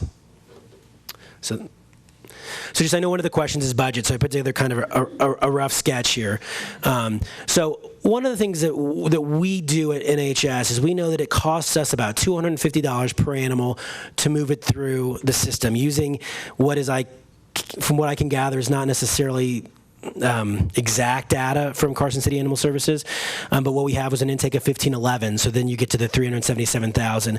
We're anticipating a 35% increase in intake, and that's based upon our experience in Washoe County, as well as the experience of national models. When you have a transition like this, people tend to be a little more eager to bring their dogs or cats in because, again, they know that there's not a rough ending there at the end. But again, we will fight to make sure that we can, again, keep those animals in their homes. And again, Beata, I promise, as well as there'll be our animal help desk will be, that'll be at Nevada Humane Society's expense, which again, those are the kind of things that aren't necessarily listed in this budget. There'll be an additional animal help desk person. So again, we can help absorb what we suspect will be the additional call volume here in Carson City. So if you get to that, you get to $510,000 just on animal care alone. Staffing, we're talking about, $415,000, and that's basically for the existing level of service. Now, hopefully someday we can, or hopefully earlier than someday, we can expand services and provide some additional services, which will happen immediately. But again, that's based on what we're looking at right now, as well as we've added a contingency for what I don't know, which I would suspect is there's something probably there. Though I would disagree with that. Animal care supplies is a moving target. Again, when we try to compare it against Nevada Humane Society and do a percentage, it's very difficult because of our scope. And again, that's another area in which we can save. So I don't have a specific amount for that because I don't want to lie to you. But my guess, it'll be somewhere in the $60,000 to $80,000 using Nevada Humane Society as a model. But again, with the building being the situation it is, it's going to be more than the average in Nevada Humane Society because it's going to be harder to keep animals healthy. In addition to that, there's going to have to be some initial investment by Nevada Humane Society into the complex to make it so that we can keep animals healthy. An example would be they can go nose to nose in the dog run kennels, and that's if you have something like parvo, that's how it spreads to the whole kennel and everybody gets sick and maybe worse. So again, that's a Nevada Humane Society expense. How we're going to deliver veterinary care in the initial stages of this is still being worked out, though we will. But again, if we were for direct care for the size of the shelter, again, if you compare to peer organizations, it would run about $75,000. If you talk about NHS direct staff involvement, investment is what I was trying to sort of abbreviate there, which is not I know that's confusing, but my point is that there's almost $500,000 worth of people at Nevada Humane Society that Carson City gets for free. And so that's our staff, that's our director of operations, that's our animal help desk, that's our community programs manager, that's our marketing manager, that's our adoptions manager, that's the people that are sitting in the back of the room, plus the 15 other people, plus the 90 other people after, well, I guess the 70 people after that. Because again, I think what is important for everyone to understand is Nevada Humane Society has a national reputation. Almost all of us who work there and those who have spoken at national conferences and are pursued for that. we will not tarnish our reputation by not being successful in Carson City. You will have the full extent of our $4.1 million budget and our assets and our savings to make sure this happens. I can, again, if you'd like to speak to Mindy or Chuck, I know they can echo from a board perspective. We won't fail, and we'll spend what's necessary. So again, when you add all this up, the bottom line is Carson City is, if you go at the top of this, Carson City is getting something like $1.5 million in direct investment, and then additional money in sort of the intangibles and what we're willing to invest. So again, I think, I guess from a business person, I don't know how anyone can assume that Carson City is not getting a good deal. And the reason, and again, if you ask me why I'm willing to invest our money or why our board of directors is eager to invest its money, it's because it's the right thing to do. We are a nonprofit. Our entire charter or reason for existence is to serve the community and to do what our articles of incorporation say we should do. So that's what dictates our movement. This is a mission-driven, not a financially driven decision. And again, that's kind of my presentation. And again, I'm happy to answer questions. And if there's something I didn't cover that you'd like me to cover, I'm happy to do it. As I said, there are staff here that can answer specific if I can't, as well as there's board members if you'd like to hear from our governance. Kevin, one question I had, and that was relicensing or license renewal for dogs. How your approach? We talked about that. Yeah, again, what we hope to do is, I want to make licenses about getting dogs back to their homes. I mean, I think what we'll do is, and this isn't, part of the initial, but I'd like to come back to the Board of Supervisors at some point and say, what if we look at, having a lifetime fee that's low if you get a microchip? Because again, I can tell you, you're something like 8 times more likely to find your way back home if you're dog or cat, if you're microchipped. Because again, it's losing that collar. And again, if I get to a vet, if I go into a vet clinic, if I come into Nevada Humane Society, if I go into one of the other rescue groups, whether it be, WAR for the SPCA of Carson Tahoe, they all have microchip scanners, so they can get that dog or cat back home. So our approach, again, is not fee driven. If you take our average adoption fee, which right now is somewhere between $11 and $13 per animal, again, you just heard the $250, and that's part of that is we last year was $26 per animal, and basically the decrease is we fee waived all cats over 3 years old. And so again, I mean it when I say we don't try to make money off the back of our animals, and we're not a fee-driven agency. We're an agency driven by our donors supporting us. I mean, our $4.1 million, you saw that we have big institutional donors, but realistically, we come from the $25 people write us every month from the community and those donors you saw. So again, our goal will be to make sure, I want licensing to be about getting animals home, and of course, they will be, they'll have to have a rabies tag for that to be active. But again, my goal is to work with the Board of Supervisors, work with the city manager's office and the city and the Department of Health and whoever needs to be included in the sheriff's office to make sure that this is not about fees. This is about getting animals home. Because again, it's much cheaper for me to make sure your dog gets back to you than for me to impound it. And that's just, it's the right thing to do, and it's also simply good business sense. Okay, I don't know how the lights went on, but I think it went to John, Brad, and Jim. Opportunities for Carson City residents to become part of the board, become part of your organization. Has that been thought of? Is there a possibility? What would it cost for Carson City to pay for microchips for free? I think Washoe County did it. We do, yeah. So that's a moving target because it depends on how many you buy. It's like everything else. But the average microchip is somewhere between $5 and $6.50. Deb, what do we pay for microchips right now? $4.95. So $4.95. I think that, like I said, our rep has warned us that they will be going up probably. So I would say somewhere between $4.50 and $6 if Carson City wanted to make that investment. And Washoe County did, and I think it's been worthwhile because again, it gets animals back to their homes, and what a great service that they've done. And again, for the board members, we have a nominating committee. Our chair of the nominating committee's name is Joan Dees. She's the former CFO of the Reno Tahoe Aviation Authority.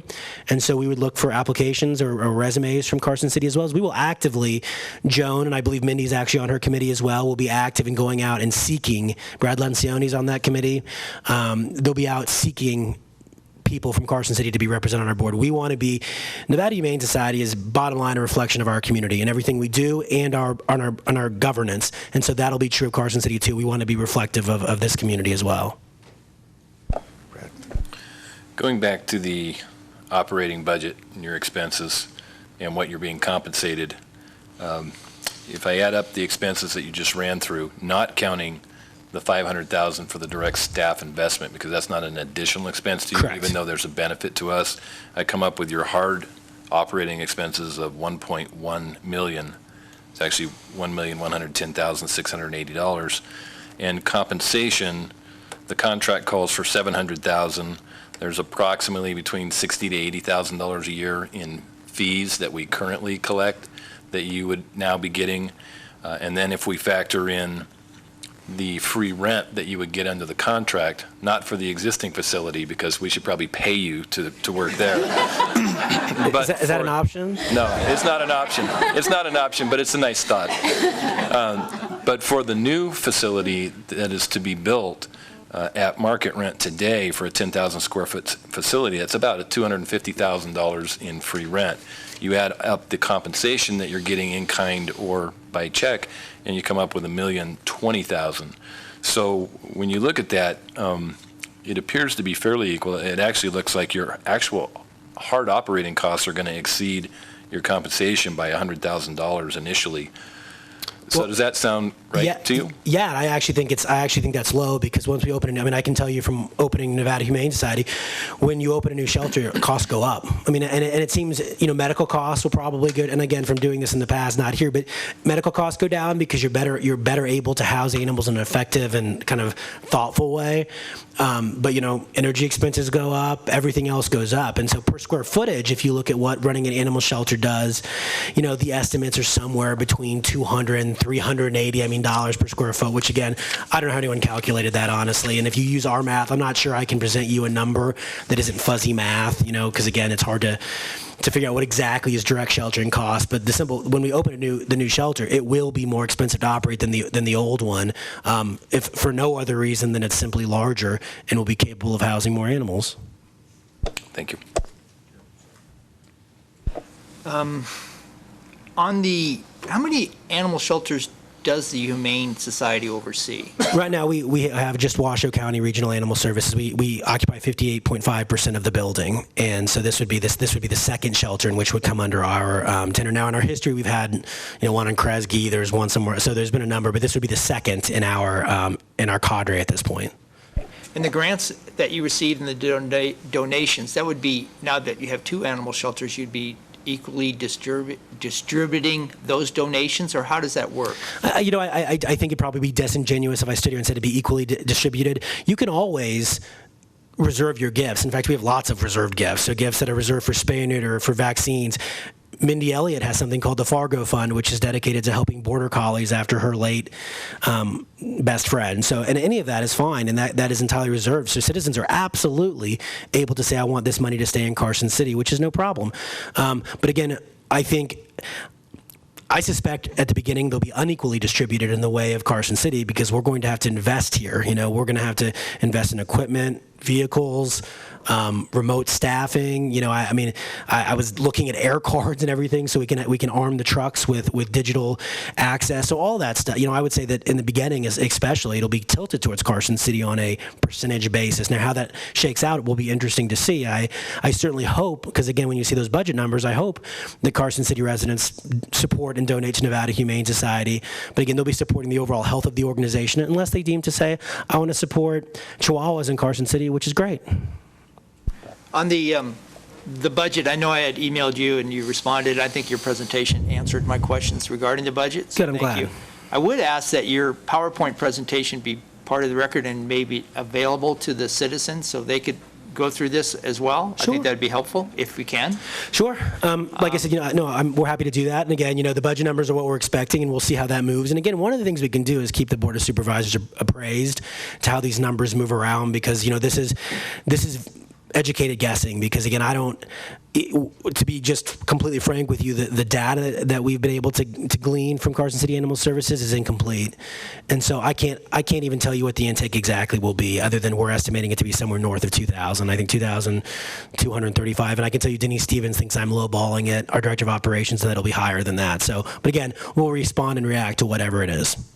On the Oversight Committee, which I think is a good idea, I would also like to recommend maybe a board member, and I'd like to volunteer my name, serve on that panel. So if you'd keep that in mind.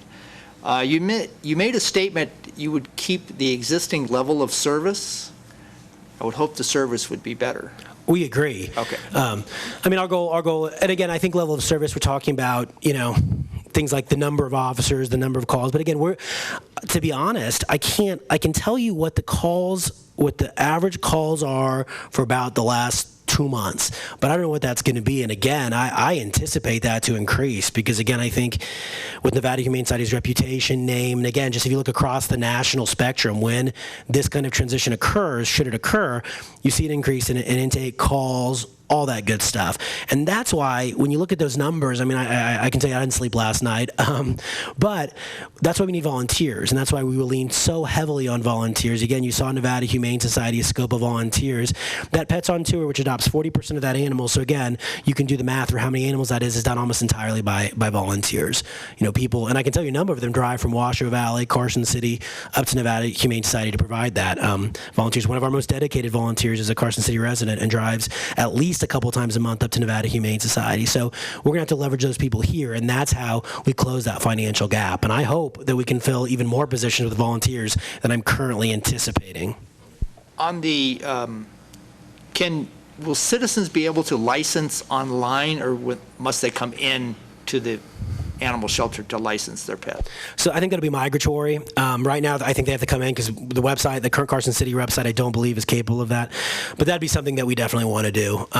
One of the things that's going to be really important is that us working with the veterinarians in the community. So again, there are models out there. Like I said, there's a model in Oregon in which you get a microchip, and as part of I think you pay $50 or $60 for the microchip implantation and a lifetime registration. And then then what the vets do is they just email in rabies certificates to the nonprofit organization. Actually, this is true in both in a community where both a nonprofit organization provides that service and a public entity provides that service. They update the rabies tag, and then as long as the rabies tag active, so is that license. So again, it makes it easier for residents. And if they already have a microchip, they can do it right online. Because again, the idea of licensing certainly has elements of rabies control, but for the purposes of the vast majority of folks, it's about getting your dog or cat back. You can go to PetSmart or Petco or any other facility and get a tag that says, Kevin Ryan, my address and my phone number, but animals lose those. I mean, my dog slips out of his on like every 3 days, and so that's why my dog has a microchip. And so if he ever gets loose, he can get right back to me. And again, Washoe County would provide the service like what we're talking about, where they would call me and they'd bring it right back to my door, hopefully, which is what we would do. On just a couple more questions, if you don't mind. What is the Humane Society's position on such as animals, wild animals, bears, coyotes, and so forth? How do you handle that? Is that part of what you're going to do? Typically not. That's an NDOW function, wild animals. Now, again, we will provide we'll work with the sheriff's office and NDOW, and you could even talk about the Federal Department of Wildlife, because there are protected species that fall under the Department of the Federal Department of Wildlife or Wildlife Agency, and so we would work with all of that. But again, we're talking about really companion animals as a rule, and then there are some extensions of bats and things like that that fall under specific regulations as affected to NRS. But for the most part, I'm not a wild horse wrangler, nor am I a bear tamer. I wouldn't be either. So, what about commercial breeders? Do you oversee that or have anything to do with that?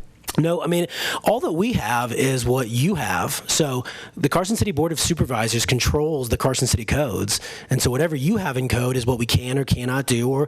And again, our endeavor is to protect the spirit of what you want. I mean, again, I'm not here to go on, to take what you guys say or enact and run wild. I mean, again, nothing in our history would indicate that we've ever done anything like that. I mean, Nevada Humane Society has no position on breeding. We're for responsible breeding, and obviously we're against things like puppy mills. But the reality is that most of the people who breed are breeding I always use the example of I have an aunt who used to breed, and she was exactly the kind of breeder that I think most people are. You walk in and she has a golden retriever clock and a golden retriever lamp and a golden retriever throw. And getting one of her puppies was you had to sort of give a blood sample and a DNA sample. I mean, so, and again, I think so we don't have any interest in that. Our interest is decreasing population when we're talking about overpopulation. I have no problem for the person, if someone wants a Brittany Spaniel, then they should go to a responsible breeder. And there's ways in which and there's resources both on Nevada Humane Society's website as well as ASPCA, Best Friends Animal Sanctuary, or Society, I'm sorry, where you can see how can I make sure I'm not going, that I'm using a reputable breeder, which not only protects, sort of the animals, but protects the individuals, because animals that are coming from irresponsible breeding, as any breeder will tell you, can have loads of defects and serious and expensive medical conditions. Again, I can tell you that from running an animal shelter. So again, we have, the commercial breeding is controlled by ultimately NRS and then realistically by what Carson City Board of Supervisors decides to put in their ordinance. I know when we met in the city offices, I asked you if you could take a look at the drawings for the new animal shelter and have your input, and that's something, have you received those drawings yet, or you're still going to look at those at least? Yeah, and we definitely have feedback, and we will work with the city manager's office, and anyone who would like to give our feedback. I'm not an architect. No one would ever. I can't draw a straight line, but we can certainly give our feedback, both as the occupants of a building that's 7 years old, as well as there's a number of staff members who have been through this process before. And I mean, there were some things that I saw immediately that I would advise the city looking at altering or sort of improving. But again, I think all of that is entirely possible, and the city manager's office has been incredibly gracious in working with us as we've gone through this, as is the Board of Supervisors. So I think the spirit of that, I have no concern over that. I think it's my final question. I don't know, maybe staff can answer it. The existing building that you're going to occupy had problems with the fire alarm and burglar alarm. I wonder, have they been fixed to the satisfaction of the new tenant and they are functionable? They have in fact been fixed. I don't know if you've had an opportunity to get in any detail on them. Yeah, from what I understand, they've been fixed. So from where we sit today, I'm comfortable that, and again, we owe this entire process, whatever is the outcome, owes a debt of gratitude to the city manager's office and the deputy city manager and the Department of Health, because they have been really great about communicating with us and getting things kind of lined up so that it is ready for occupancy for whenever the Board of Supervisors so decides that's the course of action. Thank you very much. You've been up there a while. You okay? I'm okay. Getting on a roll? I can talk forever. That's not one of my... Well, you don't have to do that. But, I think Karen, or is it Brad? Karen, Brad, and then John, excuse me, I'm sorry, we'll go on. I just want to go on record that Candy Roper from the Bonanza Kennel Club has volunteered to be on this Carson City Partnership Committee, wants to be a part of this, and I have her contact information for you, Nick. Second of all, Kevin, I just want you to elaborate on your open door policy. Just me personally? Yeah, I mean, I've met with...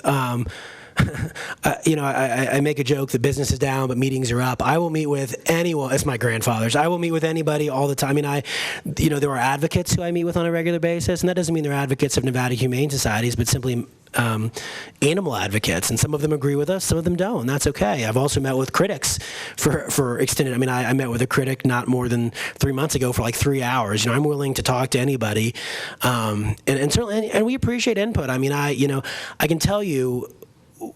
Why Nevada Humane Society is and has been successful is because they hire experts and they go and seek great people, and because of the reputation Nevada Humane Society has forged, they'll come here for what we pay. And Northern Nevada is a great place to live, but and we do have a national draw from a talent pool perspective. But that said, that doesn't mean we know everything. That doesn't mean we don't have input. It doesn't mean we don't seek input. And I will also say, I think everyone can be comfortable with our board of directors is willing to talk to anybody as well. I mean, I think you see some of them here today, and certainly they have jobs and obligations, but they're here because this is important. And I think that they would also be willing to talk to people when they have, when they have criticisms or compliments. We accept both in equal portion.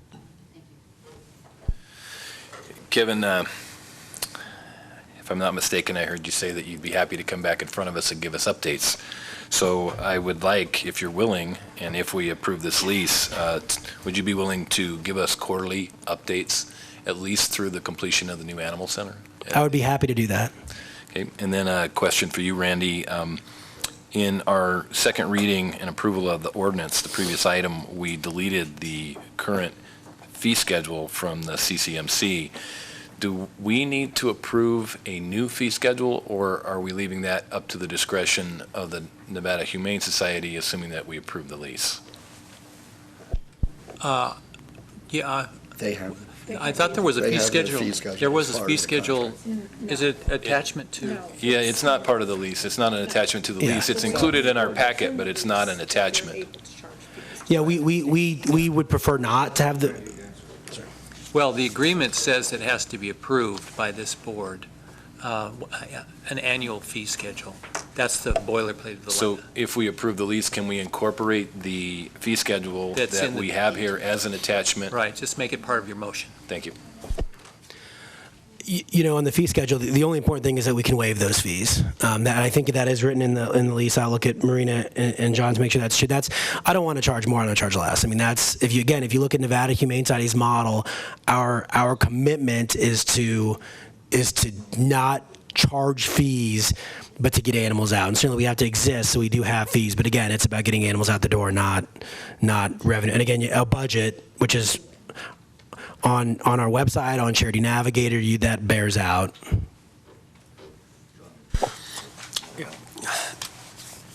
My philosophy is that given you're a nonprofit with a great track record and you solve a problem for Carson City, that we need to work together and make this happen.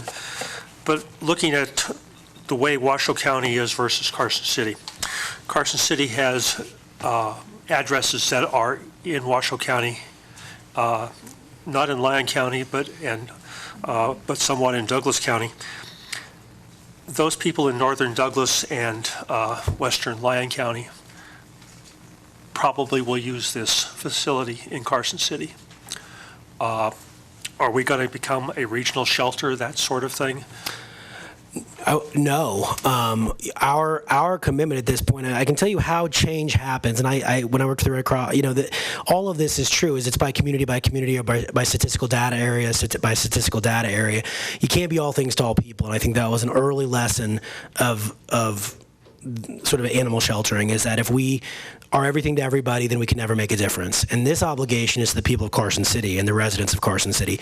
Now, Nevada Humane Society has some additional resources as an organization. So we do help outlying areas when we can, which is true. We've pulled animals from Carson City historically. We've also pulled animals from other outlying communities, but that's because we fixed our own problem, or that's probably too dramatic. We began to address our own problem in Washoe County, and then we were able to do a little bit more, and that's incrementally true. Every year we do a little bit more, a little bit further, but I think for the especially early stages, essentially for when we take over this shelter or the current existing shelter, it's going to have to be really gauged towards the citizens of Carson City so that we can begin to arrest the problems that are happening here. And then again, in the future, I'm hopeful that we can fix Carson City and we can see decrease in intake, we can keep animals in homes, and then, who knows what happens. But the bottom line, this is for the people of Carson City. The other question would be local professionals, veterinarians, et cetera. Outreach, are you going to use them at all? What's the... Yeah, we're going to have to. After this is approved, we didn't want to get ahead of the Board of Supervisors, but the moment that this is active, we'll be around town meeting with veterinary clinics, meeting with veterinarians, and see if we can create some agreed on protocols and agreements to provide services. We do have full-time veterinary staff at Nevada Humane Society, but again, we're talking about the augmentation of Nevada Humane Society's services, not the abating of Washoe County services, nor at the expense of Carson City services. So we're going to have to figure out a way to deliver some of those services. And what that means in the future, I don't know, but in the short term, I can assure you that it will have to be working with Carson City veterinarians because they're who are here. And we have a premier veterinarian who's back there listening. Oh. Dr. Ailes. Okay. In the past, I have done placement for care and terrier rescue groups, and we had standards of placement, very strict standards of placement. Are you going to have that for yours, or is it anybody that has the fee gets the animal? So no, for the latter part of your statement, no. We have, and we spend a lot of time on our counseling program. Now, we do have what's called an open adoption protocol, which means we want, it doesn't mean we have a do not adopt list. We have people that are unable to adopt for reasons, or people that, we do say no, but we say yes a lot more than we say no. Because again, when you look at national modeling, and again, when you look at, the ASPCA has actually done some tremendous research on this exact issue.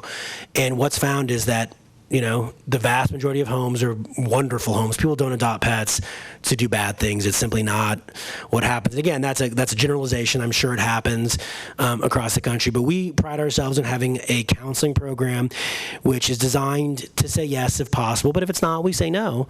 But again, it's about let's make a good fit for you. So if we have a person who come in and has limited mobility and wants a 2-month-old lab puppy, maybe we'll say let's look at some other options. And again, I think that's about matchmaking. I guess if you ask for my philosophy on adoptions, it's about matchmaking. It's about how can we make this fit for, how can you go home in this dog today?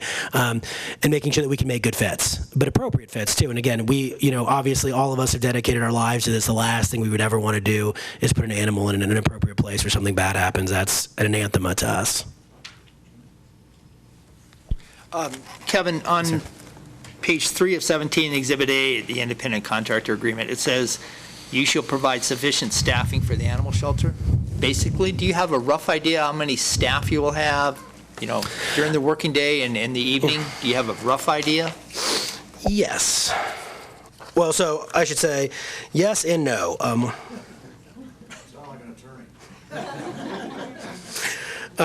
We're looking at, as we stand now, 11, and I don't know what that means. Because again, we're not going to fail at this. We're going to deliver the service that need to be delivered, and we're looking at some. I've had phone calls the last 4 days with people about how they staff. Similar, and again, Carson City is a little bit different than these quote unquote peers that we're looking at. But again, we'll staff it adequately, and I can tell you that Beata will certainly work vigorously to ensure that it's staffed appropriately, as well as you have my guarantee that that's the case, as well as that it's. Again, this is about Nevada Humane Society's reputation that won't be put at risk or in jeopardy. In the lease agreement, page 6 of 13, you have to do snow removal, right? Am I reading that right? No. Did that get removed? The city was generous enough to provide We that. pulled that one out. And the landscaping too, is that correct? Right? That's what I asked, it was pulled. Okay. Thank you. Brad, and see where we go here. Kevin, just going back to the comments that John made on the possibility of it becoming a regional shelter because the mailing addresses, all of Mound House is also a Carson City address. So how do you determine when we have 3 adjoining counties that all have Carson City mailing addresses for portions of their county, how do you make the determination of providing service or not providing service? Is it on a driver's license, which might have a Carson City address, or how do you do that? So we do have GIS systems at Nevada Humane Society, so I can pull up. We purchased it a couple of years ago. We use it for hotspot, or that's the design of it, was for hotspot targeting. So when we know an intake, a certain street has got aggressive intake, or I know that I'm taking 15 dogs every month from one street, then we can go out there and say, how can we help you fix this problem and figure out what it is. But that could also be used for detailing what is and what is not Carson City. And again, I would look to work with our city partners to figure out how exactly we can make sure that we're doing that. But again, the idea is to serve Carson City, and that's what, just as we did in Washoe County. I'm sure people were frustrated at times because they would come to Nevada Humane Society, because I think what was happening in Washoe County was well enough understood and was well enough publicized that people would drive from outside Washoe County and try to surrender animals. And the answer has been no historically, because again, the commitment that we made was to Washoe County. Again, and then we do help. We provide vaccines to shelters that are outside of Washoe County to try to help. We'll pay the bill basically for the vaccines to try to help animal shelters. Our goal is to build a Northern Nevada isn't always number one in tons of categories, but we are number one in this. And so the extent is, but we know how we got here, and that was by targeting a specific place, and that'll be true of Carson City. But again, the specifics of how we're going to iron out. You have a Carson City mailing address, but you don't live in Carson City. We're going to have to work on that. But again, I think we do have the resources in place. So we'll be working with the city manager's office to make sure we can do that. In Carson City, we have a graphic GIS system. So let's see. You've been up there a long time. Let's see if we can get you, Jim. Let's see if we can. Good. I think it's my final question. Sure. On page 8 of 8, the Exhibit B, city property inventory, which I've talked to the city manager about, the vehicles. Whose emblems will be on those vehicles? Trucks and so forth that you'll be using? I mean, into that, I mean, they will be ours. Because again, it'll be Nevada Humane Society, and it'll be clear. I mean, I think you want it to be clear as well as we want it to be clear. Because again, we want this. Because again, I think we're moving to a service delivery based model, and so I want them to know when the truck comes rolling down the street that this is about helping you out, not creating. I just want to be clear that there could be a phase-in period. I mean, we are looking to transfer the existing vehicles, so they're currently with the Carson City scheme. But the intent is they will have the appropriate markings for the Nevada Humane Society. And then after it's transferred to you, the vehicles, the maintenance and upkeep, that is in your hands, is that correct? Yes, sir. Board members, anything else? Just some cleanup questions. We talked about breeding groups, and Randy, I want to make sure that, there are certain things that the Humane Societies cannot do by statute under 540. I want your concern or your opinion as to whether or not this contract adequately carves those out or doesn't, or does it address those? Their authority is limited to 574 and our ordinances. So under 574, they have no authority as a society to enforce against a breeder as it's defined in that section. If they double back on that under our authority, under the code, and I'm not. It's in zoning, the breeder stuff. Is the breeder stuff in our code? It's mostly in zoning, though. It's mostly in zoning. So, I mean, there's not a lot of authority that's granted to them under our code with regard to breeders. So I don't think it's a matter that we really need to be concerned about. Okay. All right. Let me just say on a personal note, you mentioned Mindy Elliott. She's going to be involved. I've known her for a long time. She says she's going to do something. It gets done. Okay. That's been my experience as well, sir. Yeah. And if it doesn't, she's on you pretty hard. I've been on that receiving end. So. I think you can be very proud of the board that leads Nevada Humane Society. They're all, meaningful people in our northern Nevada community, and they're people who get things done, and that's why they're members. All right. Board members, I think, do you have anything else? I need a pretty complete presentation. Anything else you want to add there? No, just thank you very much. I can tell you this is the biggest move Nevada Humane Society's made since going no-kill in 2007, and I can tell you we're all sort of concerned about the growth, but we're all incredibly excited, and I can tell you, and I can give you my personal assurances that we will do an exceptional job, and you'll be proud of what you're going to get in return for what you're investing.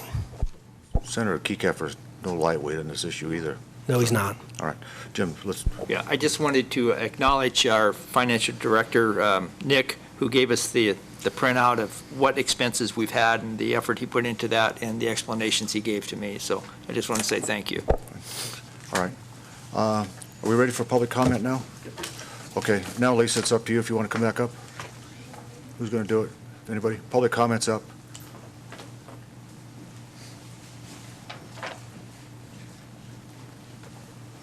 Good morning, Mayor. Good morning. Board of Supervisors, everybody from the Humane Society. For the record, Lisa Helgett, I love the Humane Society.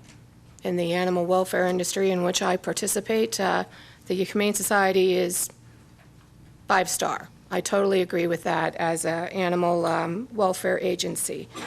I'm here today to talk to the specifics of the contract and what the Humane Society is able to fulfill in what we've spelled out in the contract.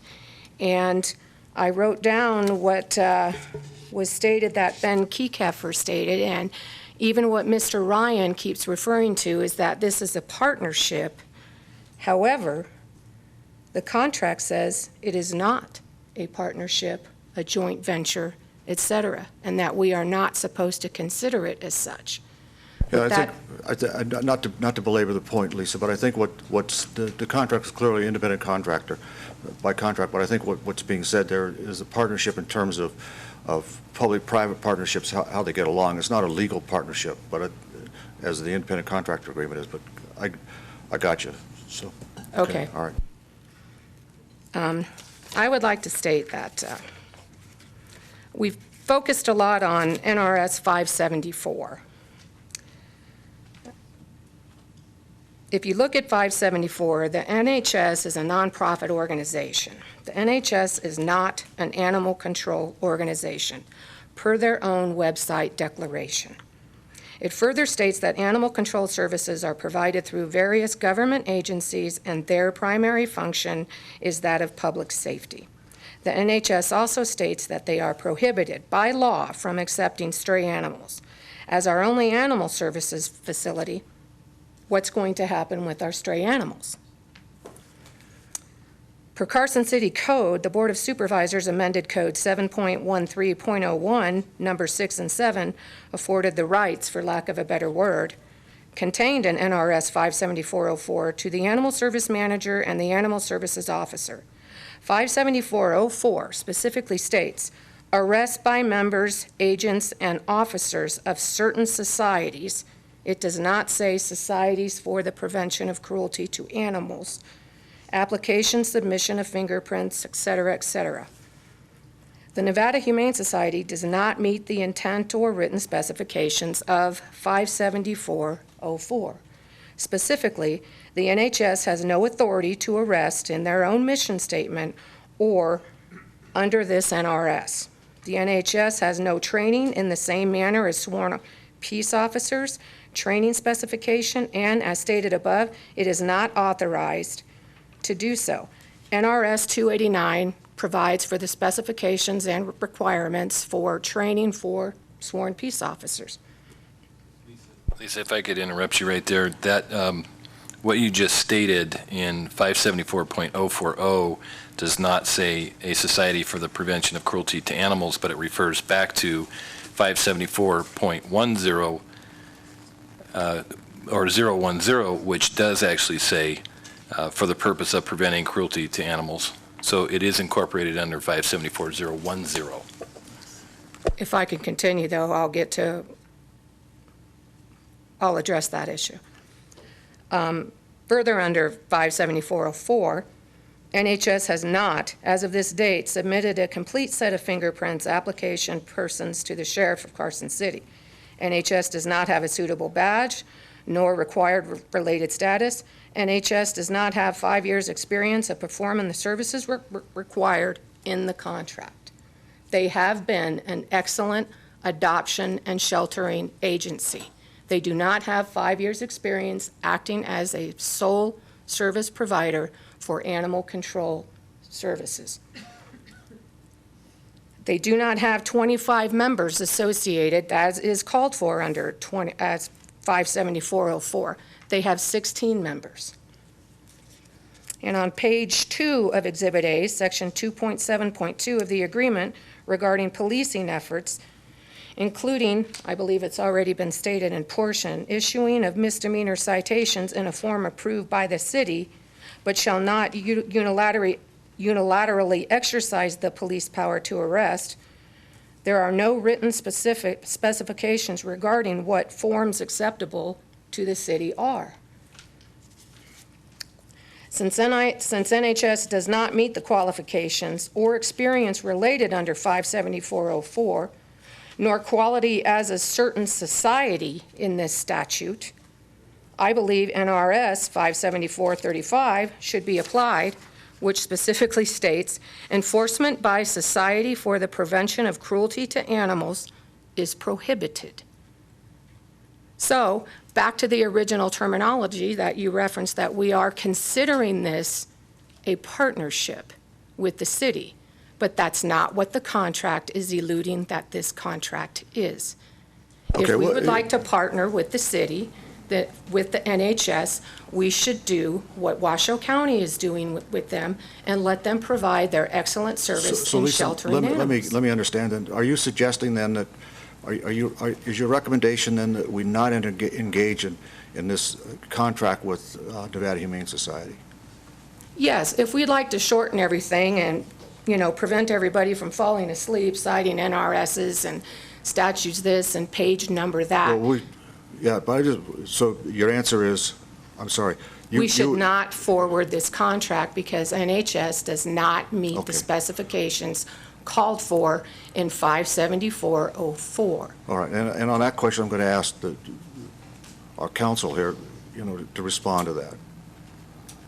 Well, I respectfully disagree, and ultimately a judge will decide whether he will, approve them.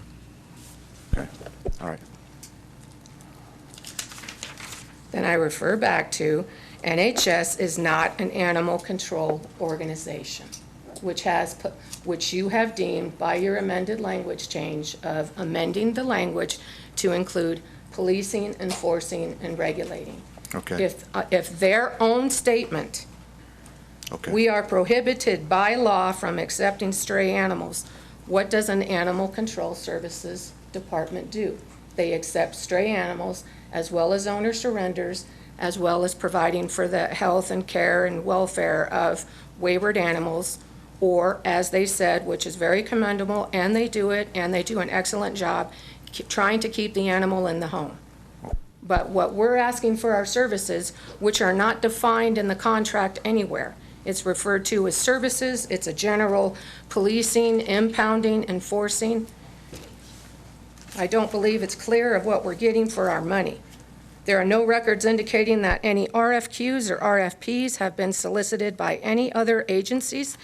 After speaking with Tom Jacobs at the SPCA, they're shocked, concerned, interested, all the adjectives that you can think about why they were not contacted and afforded the opportunity to present a proposal, an explanation, or a statement, or a package to Carson City about why they were not selected to even offer their contributions to our needs. I'd like that on the record. That is from Tom Jacobs, and he did give me permission to use his name on that. The Carson City City Manager was he selected as the sole provider of animal control services, although no specific list of services they are to provide have been submitted with the detailed expenditure plan of how our $700,000 taxpayer monies are to be spent. I have issues. I'm not quite aware. I haven't gotten an answer. I've gotten yes. I've gotten no. I've gotten I don't know. Is Carson City self-insured on our vehicle fleet? We are donating our fleet to the Nevada Humane Society. We are retaining ownership. If we are self-insured, they are not allowed to drive our vehicles due to liability, even if they insure their people. They're being donated, and trial will be transferred over to them, so that liability is gone. Okay. Then I would also raise the issue of why our equipment hasn't been transferred to different city departments, which I'm sure could use an extra fleet of trucks, a 2013 cargo box. I disagree with donating them perfectly usable city equipment trucks that could be utilized elsewhere in the city. The NHS has not disclosed documentation that it can meet the specifications of Exhibit A because there are no specified services. Once again, no detailed services have been defined, nor has the NHS addressed its nonprofit mission services statement, and if they've revised, redefined what their mission statement is, and if their 501c3 nonprofit status could be in jeopardy about losing that status as a nonprofit organization engaging in activities outside of their mission statement. Also, although page 2 of the exhibit, section 2.7, number 2.71 and 2, declares that the NHS shall possess all authority granted to such under Title VII animals. There is no mention of NRS 268.427, Ordinance for Control of Rabies. In order to control rabies and protect the public health and welfare, the governing body of each city or town incorporated under any law of this state shall enact an ordinance providing for rabies control. I'll save the rest of the thing, or the statement. I don't believe the NHS has provided what they're going to do to maintain this NRS regarding a rabies program. That was typically under Health and Human Services. They do have the right to designate another agency, person, organization to take over that program, but I believe, correct me if I'm wrong, there is no rabies program submittal. Matter of fact, I don't know that the NHS has submitted a formal declaration of services at cost. It could be construed as a bid, an application, nothing other than what constitutes as a handshake agreement between our city manager and the NHS. Also, NRS 574.600 mandates that all dogs and cats must be surgically altered before leaving a shelter, animal control center, or releasing agency.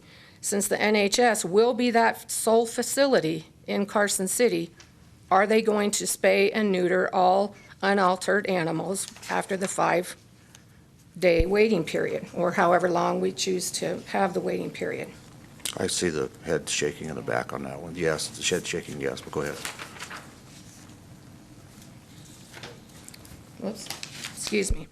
With that being said, Board of Supervisors has rushed into another contract with an unproven nonprofit organization without requiring full disclosure on how taxpayer monies will be spent, and this time to the detriment of current and previous animal services personnel. This contract is not like other city contracts that have specific scopes of work. The city manager has no prior administrative experience in negotiating a city government contract with a nonprofit animal agency and its restrictions providing certain services, nor has he afforded other animal organizations the opportunity to bid on providing these services through the regular channels by his decision to sole source this provider. The city manager has made a personal assessment that current staff at Animal Services cannot provide the professional performance levels hoped for in the contract with NHS. The city is not saving money by outsourcing this service, as the current Animal Services personnel will be reassigned to other city jobs, thus still on the city payroll, yet the NHS will be receiving the same amount of money to operate Animal Services allotted for in previous years while the staff were city employees.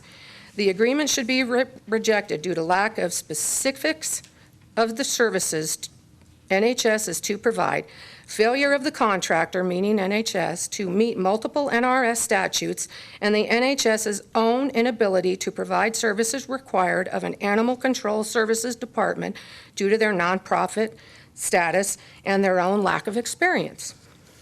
The city should retain current animal services employees and provide the leadership necessary to upgrade employee and management performance levels and public scrutiny. City policies and procedures are in place to hold all personnel accountable for poor performance up to and including termination.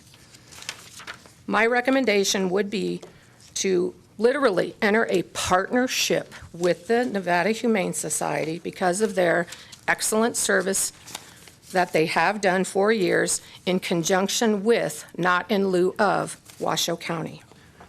I do have a list of questions, and I would like to provide the board members with my questions in a packet form for your discussion so that I can shorten. Put them over there with the secretary, and we'll take them up here as we go, Lisa. Thank you. There's one for each supervisor.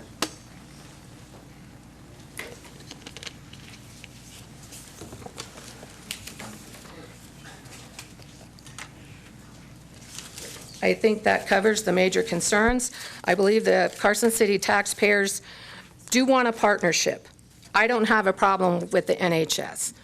I do have a personal problem, as well as the citizens that have contacted me, that I've talked to amongst our city, that we haven't done our due diligence or provided a fair opportunity for other animal agencies to come in here and offer their services and give an explanation of what they could provide that's not necessarily better than the NHS, but could quite possibly be of a lower cost, less expectations.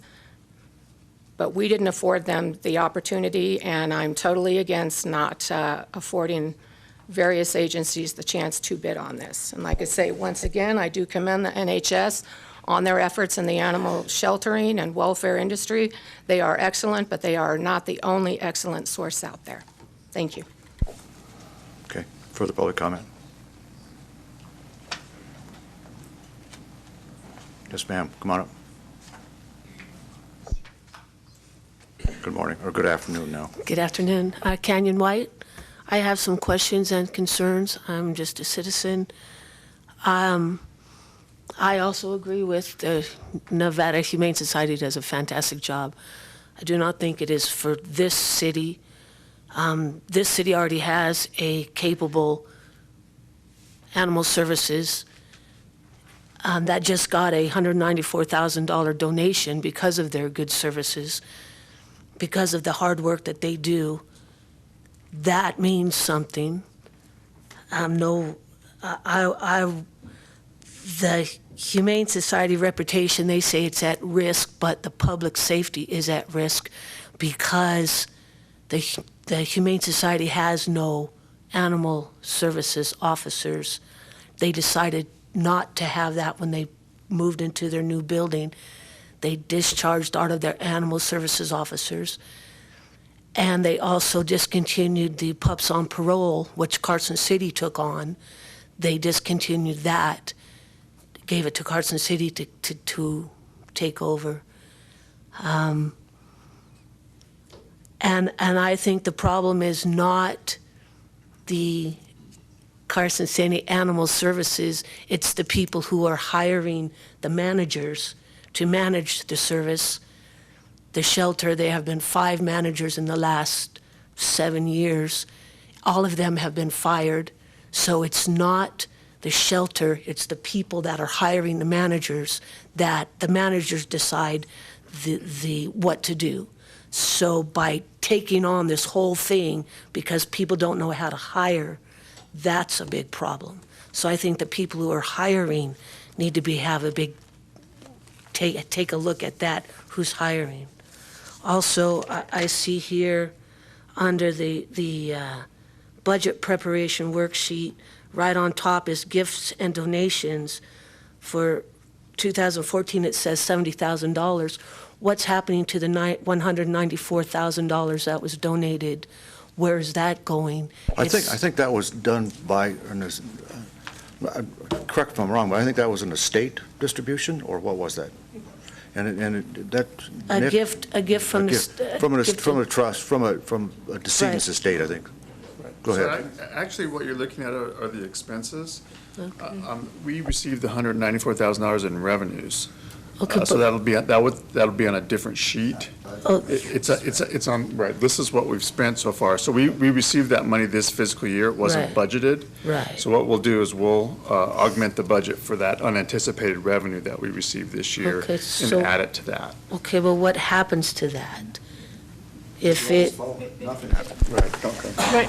It stays in the city funds. It's not going to the Humane Society. However, the Humane Society, should this contract go forward, would have the ability to request if they needed to purchase something, but it stays in the city funds. right, but it was meant for Carson City Animal Shelter. Correct, and it will go to Carson City Animal Shelter. Okay. Yes, that's correct. But there will no longer be a Carson City Animal Shelter. There will be, Okay, that there will be.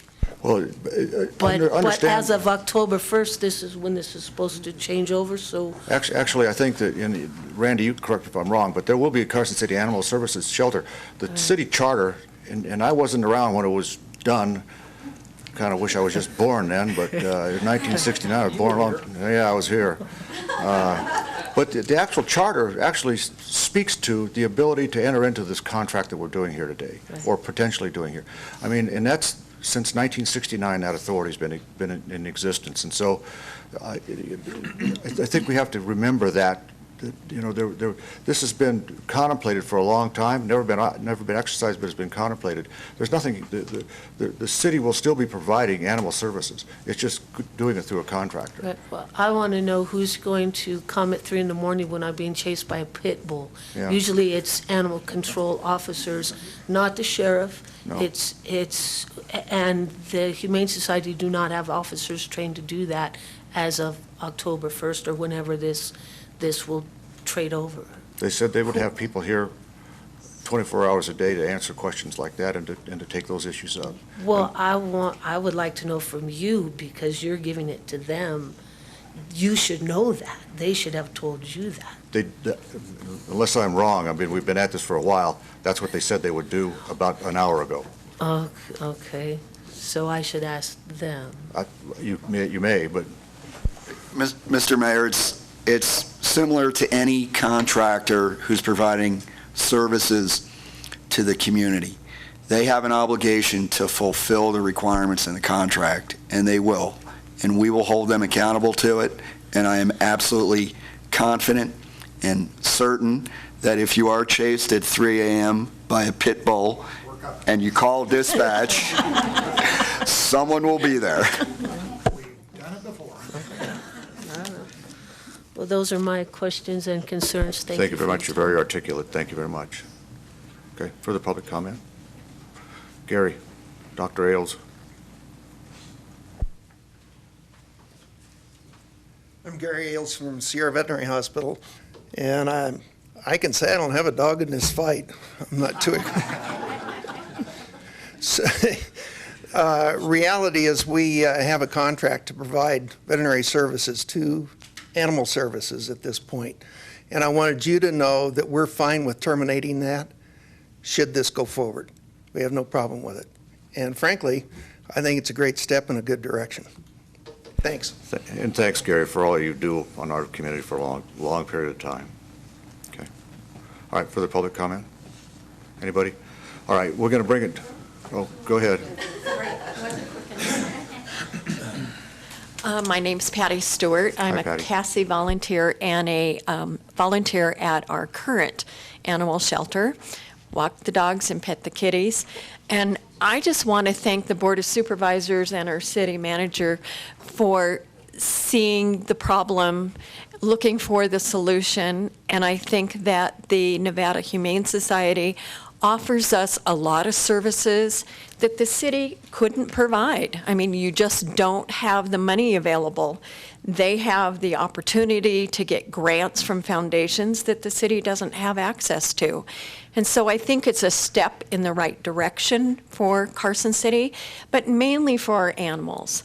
Working at the shelter and volunteering, I see the faces of these dogs and cats that come in, and owners never show up because they can't afford the fees, or maybe they don't have a fenced yard and the dog keeps getting out, where the Humane Society will go out and help the people of our city with those kinds of things that happen.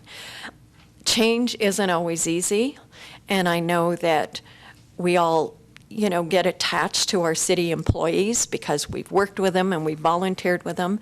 But I think that in this case, it's a necessary change to move forward, and that they can bring things to the animals of Carson City that maybe the city in their animal services couldn't provide.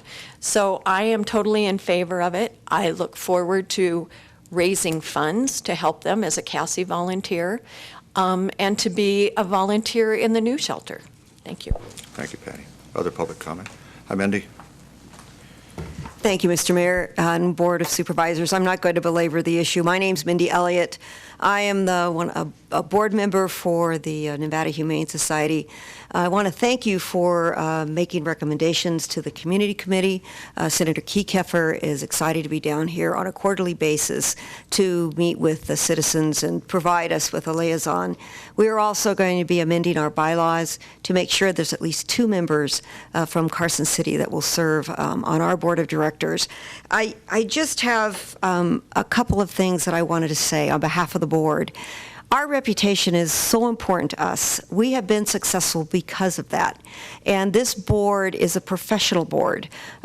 We care about the dogs and the cats, but at the end of the day, we are a group of professionals that are concerned about the finances, the outreach, the success of the organization, and I can assure you that on behalf of the board that we are here to make sure that whatever we do in Carson City is done at a proficient and a professional level, and something that you and more importantly the citizens are going to be very proud of.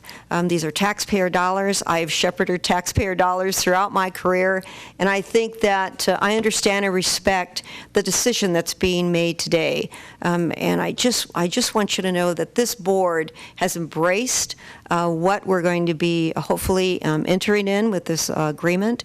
And we are here, we have an open door, and we look forward to working with you. And in fact, Marcia Burke-Bigler, who is a county commissioner, has sent a letter, Mayor Kroll, it's in your inbox.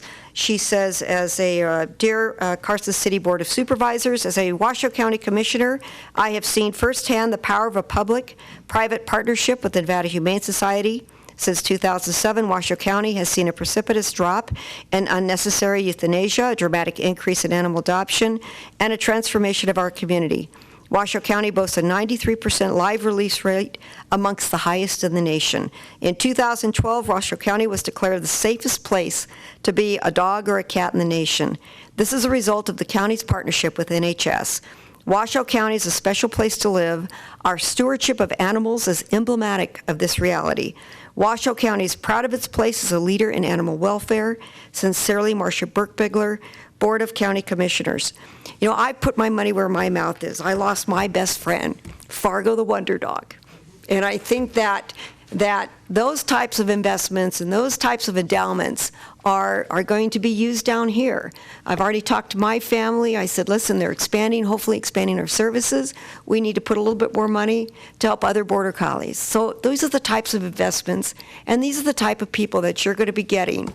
Right, wrong, or indifferent, you're kind of stuck with me if this contract goes forward, as well as Trooper Chuck and the other professionals that are on the board. And we look forward to having some representatives from Carson City serve alongside us to make sure that the mission and the needs of Carson City are met. I would just thank you for your time. Thank you, Mindy. Okay, come on up, Lisa, then we'll... You knew I was going to speak. No, I'm that's sorry. okay. Thank you very much. I'm Lisa Schutte, and I am a member of CASI, and I'm also a lifelong resident of Carson City. First of all, thank you so much for having this discussion, and thank you everyone here and everyone in the audience for being willing to share ideas. I think we're all passionate about the well-being of animals. And I really implore everyone to consider and remember and to focus on our objective. And our objective is saving animals' lives, to give them an opportunity to be adopted, and by doing that, by improving our community's way of life. Animals running at large. I used to be a police officer, so I got those 3 a.m. phone calls of somebody being chased. I also got the phone calls of an animal injured in the street. I also went to the traffic accidents because of someone swerving to avoid an animal and hitting another car. So to talk about animal control as it's only dealing with animals, it is also dealing with our sheriff's department, and so we have that covered. We have an opportunity to provide our community a better way of life. We have an opportunity to put our money where our mouth is when we really talk about caring about kids and education. We have an opportunity to model compassion, to do it right. We won't have people adopting from shelters if our shelters can't provide the resources to make adoption easier, to make adoption available.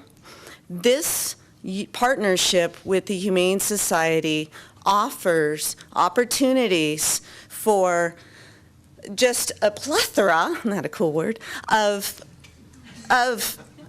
services, whether it's microchipping, whether it's reduced fees, whether it's volunteers that are actually utilized. And we know in Carson City we do not and have not historically utilized our volunteers like we should. It is an incredibly long process. We could do that better. It takes effort, it takes passion, and it takes a mission statement by an organization that not only believes in what it's doing, but insists on doing it. The Nevada Humane Society insists on doing it right. Their reputation is at stake if they don't, but it's not even about the reputation. That loses sight of the objective. They are the Nevada Humane Society. They will lose money taking on this contract, and yet they want to do it because it's the right thing to do. As they said earlier, you do good, money will follow. Cassie, Carson Animal Services Initiative, is prepared to help in any way.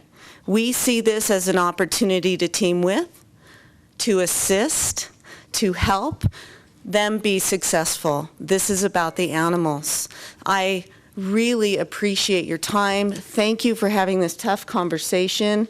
Thank you for being willing to do the right thing and get a great organization on board in our new beautiful building that we are also continuing to raise money for. Appreciate it. Thank you. Thank you, Lisa, very much. All right. If we can do this without, I mean, I don't know, we've heard a lot of public testimony. If somebody wants to add something that's not been addressed before or weigh in, do so. Otherwise, I'm going to bring it back to the board and see if we can go up or down and do what we want to do here, because then we're going to take a short break. That's terrible to say, you know, but motion. We'll bring it back to the board and make a motion, and we'll see if we get a second, and we'll discuss. Can I ask you a question? If it's coming back to the board before the motion? Yeah, I mean, it's coming back to the board now, so we'll put a motion up that we can discuss. Do you need to, you want to ask further clarification questions to the staff or anybody out there, Jim? And we'll do that now then, before we come back. I just have on clarification on gifts and donations that's been given to the animal shelter. Who controls the funding there for that is in that fund right now? Who controls that? The city maintains control of the donations that have been made to date. Some of them are for a specific purpose.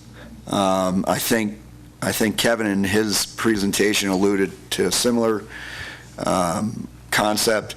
Cassie obviously has raised an enormous amount of funds that are set aside for the construction of our new facility. So the short answer is we maintain control of all those donated funds. And then my final question is the trucks, vehicles, and everything that we're donating to the Nevada Humane Society, are we writing that off? Do we get a write-off on that?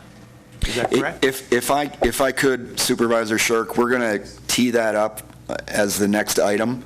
And I think we'll be able to provide all the details to that question. All right. Now, Thank you, Jim, you got it? Okay. Now motion's in order, and we'll see Mr. what we Mayor, got. please remember the fee schedule in the motion. I got it.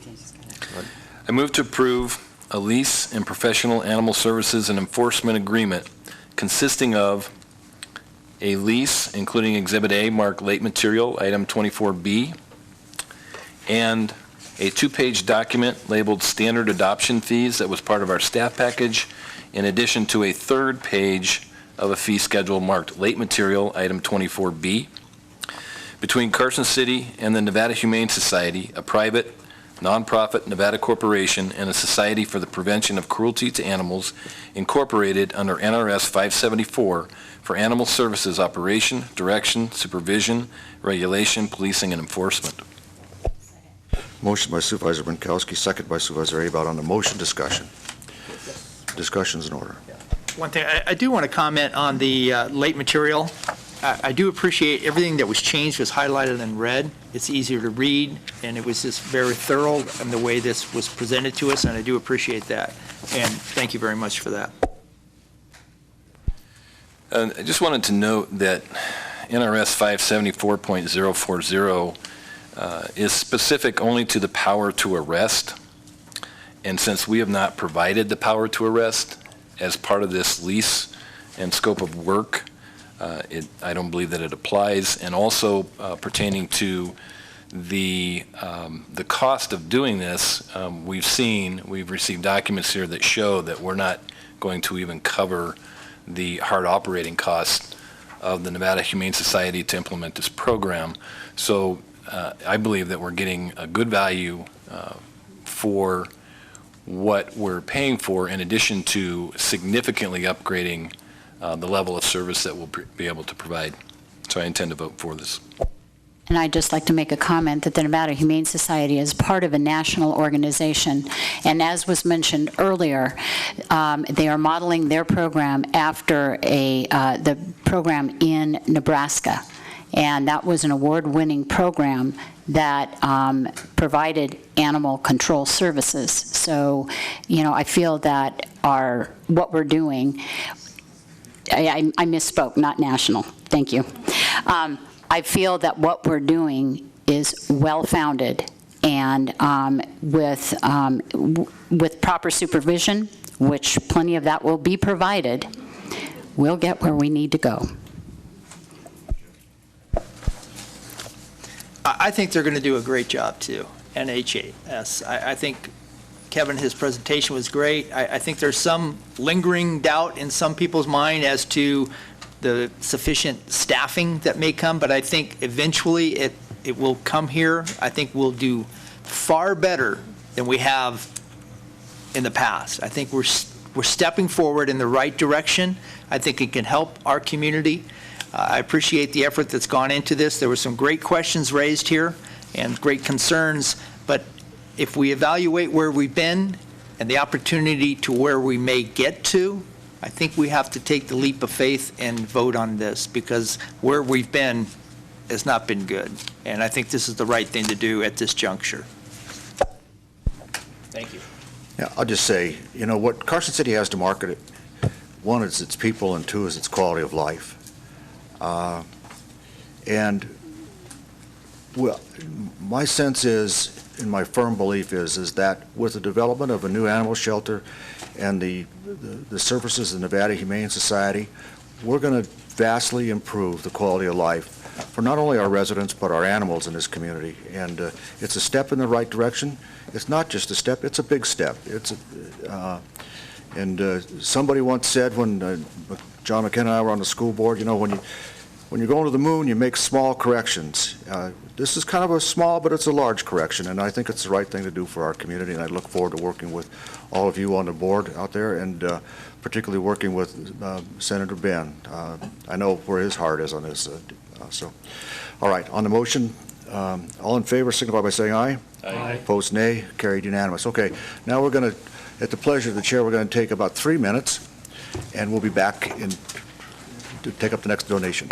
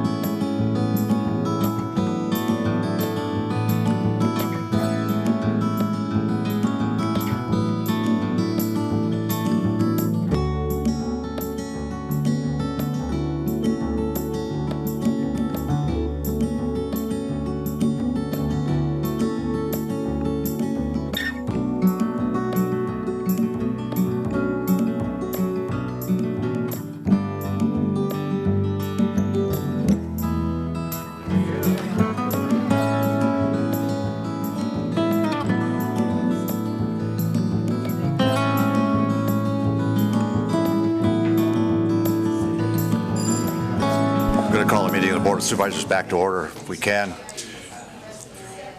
We're going to take up item 24C now. This is the authorization of the donation of surplus items to the Nevada Humane Society. Ms. Aker, you want to take us through this one, please? Yes, Nikki Aker, Director, Carson City Health and Human Services.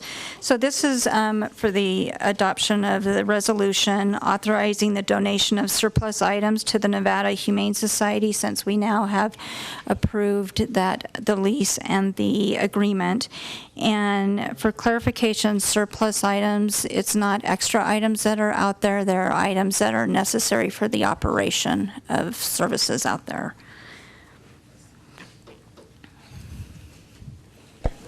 And what happens if this contract is terminated or terminated before it's ending? What happens to the donated property? We have it written into the agreement that it would be Nevada Humane Society would have an Exhibit C of what they have replaced, and what they have disposed of, and so items would be coming back to us if we terminate. Okay. That are what's left. Brad. There's no obligation on the part of the Nevada Humane Society to use this equipment. If they deem that it's not serviceable, they can immediately replace it and then add it to the replaced equipment inventory. Yes. Thank you. Other questions or comments from Nikki? Jim, go. And then going back to the donation, could you address that, the vehicles and so forth? You said we'd address it at this one. Oh, If you could re-ask your question. Sorry. Out of the vehicles and the supplies that we're donating to them, are we writing that off as a gift donation? Do we get any kind of write-off on that or anything like that? Well, I mean, as a city government, we're not a taxable entity. So if I understand your question being, do we get a tax write-off or anything like that, the answer is no. It does help the Nevada Humane Society get up on planes, so to speak, in a quicker manner. Thank you. Okay, other public comment on this issue? Seeing none, bring it back to the board. Are we ready for a motion? Who wants to make a motion? Brad? Resolution number is 2014 R27. I move to adopt resolution number 2014 R-27, a resolution authorizing donation of surplus items to the Nevada Humane Society. Motion by Supervisor Binkowski, second by Supervisor Abott on the motion. Discussion. Hearing none, all in favor, signify by saying aye. Aye. Opposed, nay. Carried unanimous. Okay. Thank you. Thank you very much. All right. Now I think before we are at the point in our agenda before we break for lunch. On Board of Supervisors, non-action items, future agenda items, anything the board wants to raise at this juncture? Jim? Yeah. Just want to report, I went to the Eagle Valley board meeting, was held on Monday, and they have no indication they're supposed to bring a budget to the Board of Supervisors. I asked them when they will have it prepared, and they said they've never gotten notice yet. Just letting you know. Also, if we could, maybe look at our city website. I've been talking with the city manager about agendas that get posted on our website, such as, what is not getting posted is the library, V&T, and the airport, and some other ones. But I was hoping that this city staff could look at working together and trying to get, I know it's not the city manager's responsibility to get agendas on there, but I would like to get all agendas, all backup material on there, and all PowerPoint presentation that city staff may present at the meeting should be available to the citizens. And all meetings should be held in the Sierra Room, this room, where they could be televised and viewed by the community.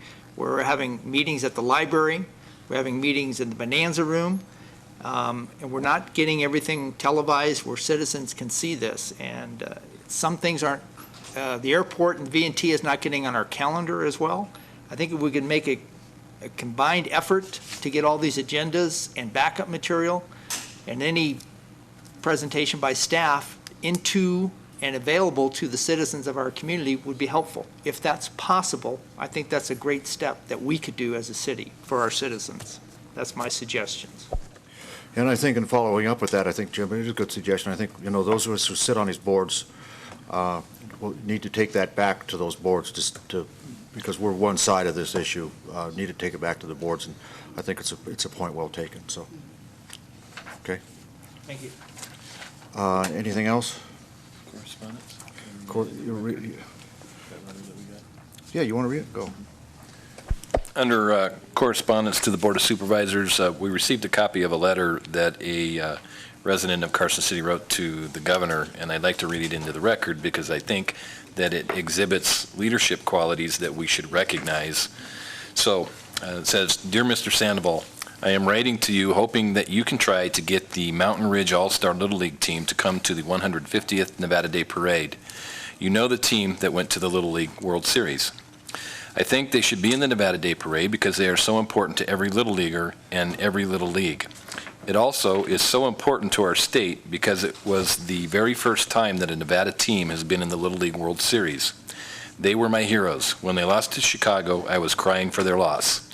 I understand if you cannot, but I will really appreciate it if you can try. Here is a little about me. My name is Eddie Tierney. I live in Carson City. I am a 5th grader at Borderwick Bray Elementary School. Baseball is my life. I have been an all-star twice for Carson. I also play travel baseball for the Carson City Capitals. I am a shortstop and a pitcher. Thank you, Eddie Tierney." And I think that when we get something like that, that we need to recognize people. I mean, he obviously is showing, well, not only is he very eloquent, but he also is showing leadership skills for a 5th grader, and I think that he should be recognized. Well, I agree with you 100%. Matter of fact, we got that letter because he wrote it to Governor Sandoval, but then he brought it down to the mayor's office to look at, and not to approve, but to look at it. So he knows he's learning where to go on these things, and I appreciate you reading that into the record. I personally called him, and anybody else can call him, and say thanks and congratulations, and it gives us but a good view of what's going on in our community. So that's good. Okay. And I would just like to say that it's John's birthday today. Happy birthday, John. 82. How old are you, John? 82 is my IQ. 82? He forgot how old he is. I'm older than you are, Bob. But speaking of old things, I met yesterday with the Alzheimer's group from the state of Nevada, and I knew you would laugh at that one. You remember that, do you? I do. I remembered to remember. But on a serious note, I think I've asked them to come make a little presentation either during public comment or during a formal board motion regarding the services that the Alzheimer's organization can provide to our community. And I think they could do it either here through public comment or they should do it at the Board of Health because it fits right down that line. So, and frankly, I mention that because I didn't know these resources are out there to help not only caregivers but folks that are suffering from Alzheimer's. So, and I didn't mean to suggest that you were Old? Old. Well, I am starting my 69th year of decline, and looking forward to another 30 or 40 of them. Last night... You know what? I'm glad you're 2 months older than I am. Last night, NDOT had a presentation on the Carson City Freeway, and the big news, as far as I'm concerned, is they have pushed the deadline for the freeway back a year, late 2017, before they finish the freeway, versus late 16. So I don't know what we're going to do with our planning, but I think it's important for cities to know that date for its future planning. Yeah, I know. I heard that too. I don't think that's. We'll see where that goes. Okay. All right. Anything else? All right. Are we ready to recess until 2 o'clock? Okay. Then we'll be standing recess until 2 o'clock here in the same room. Thank you.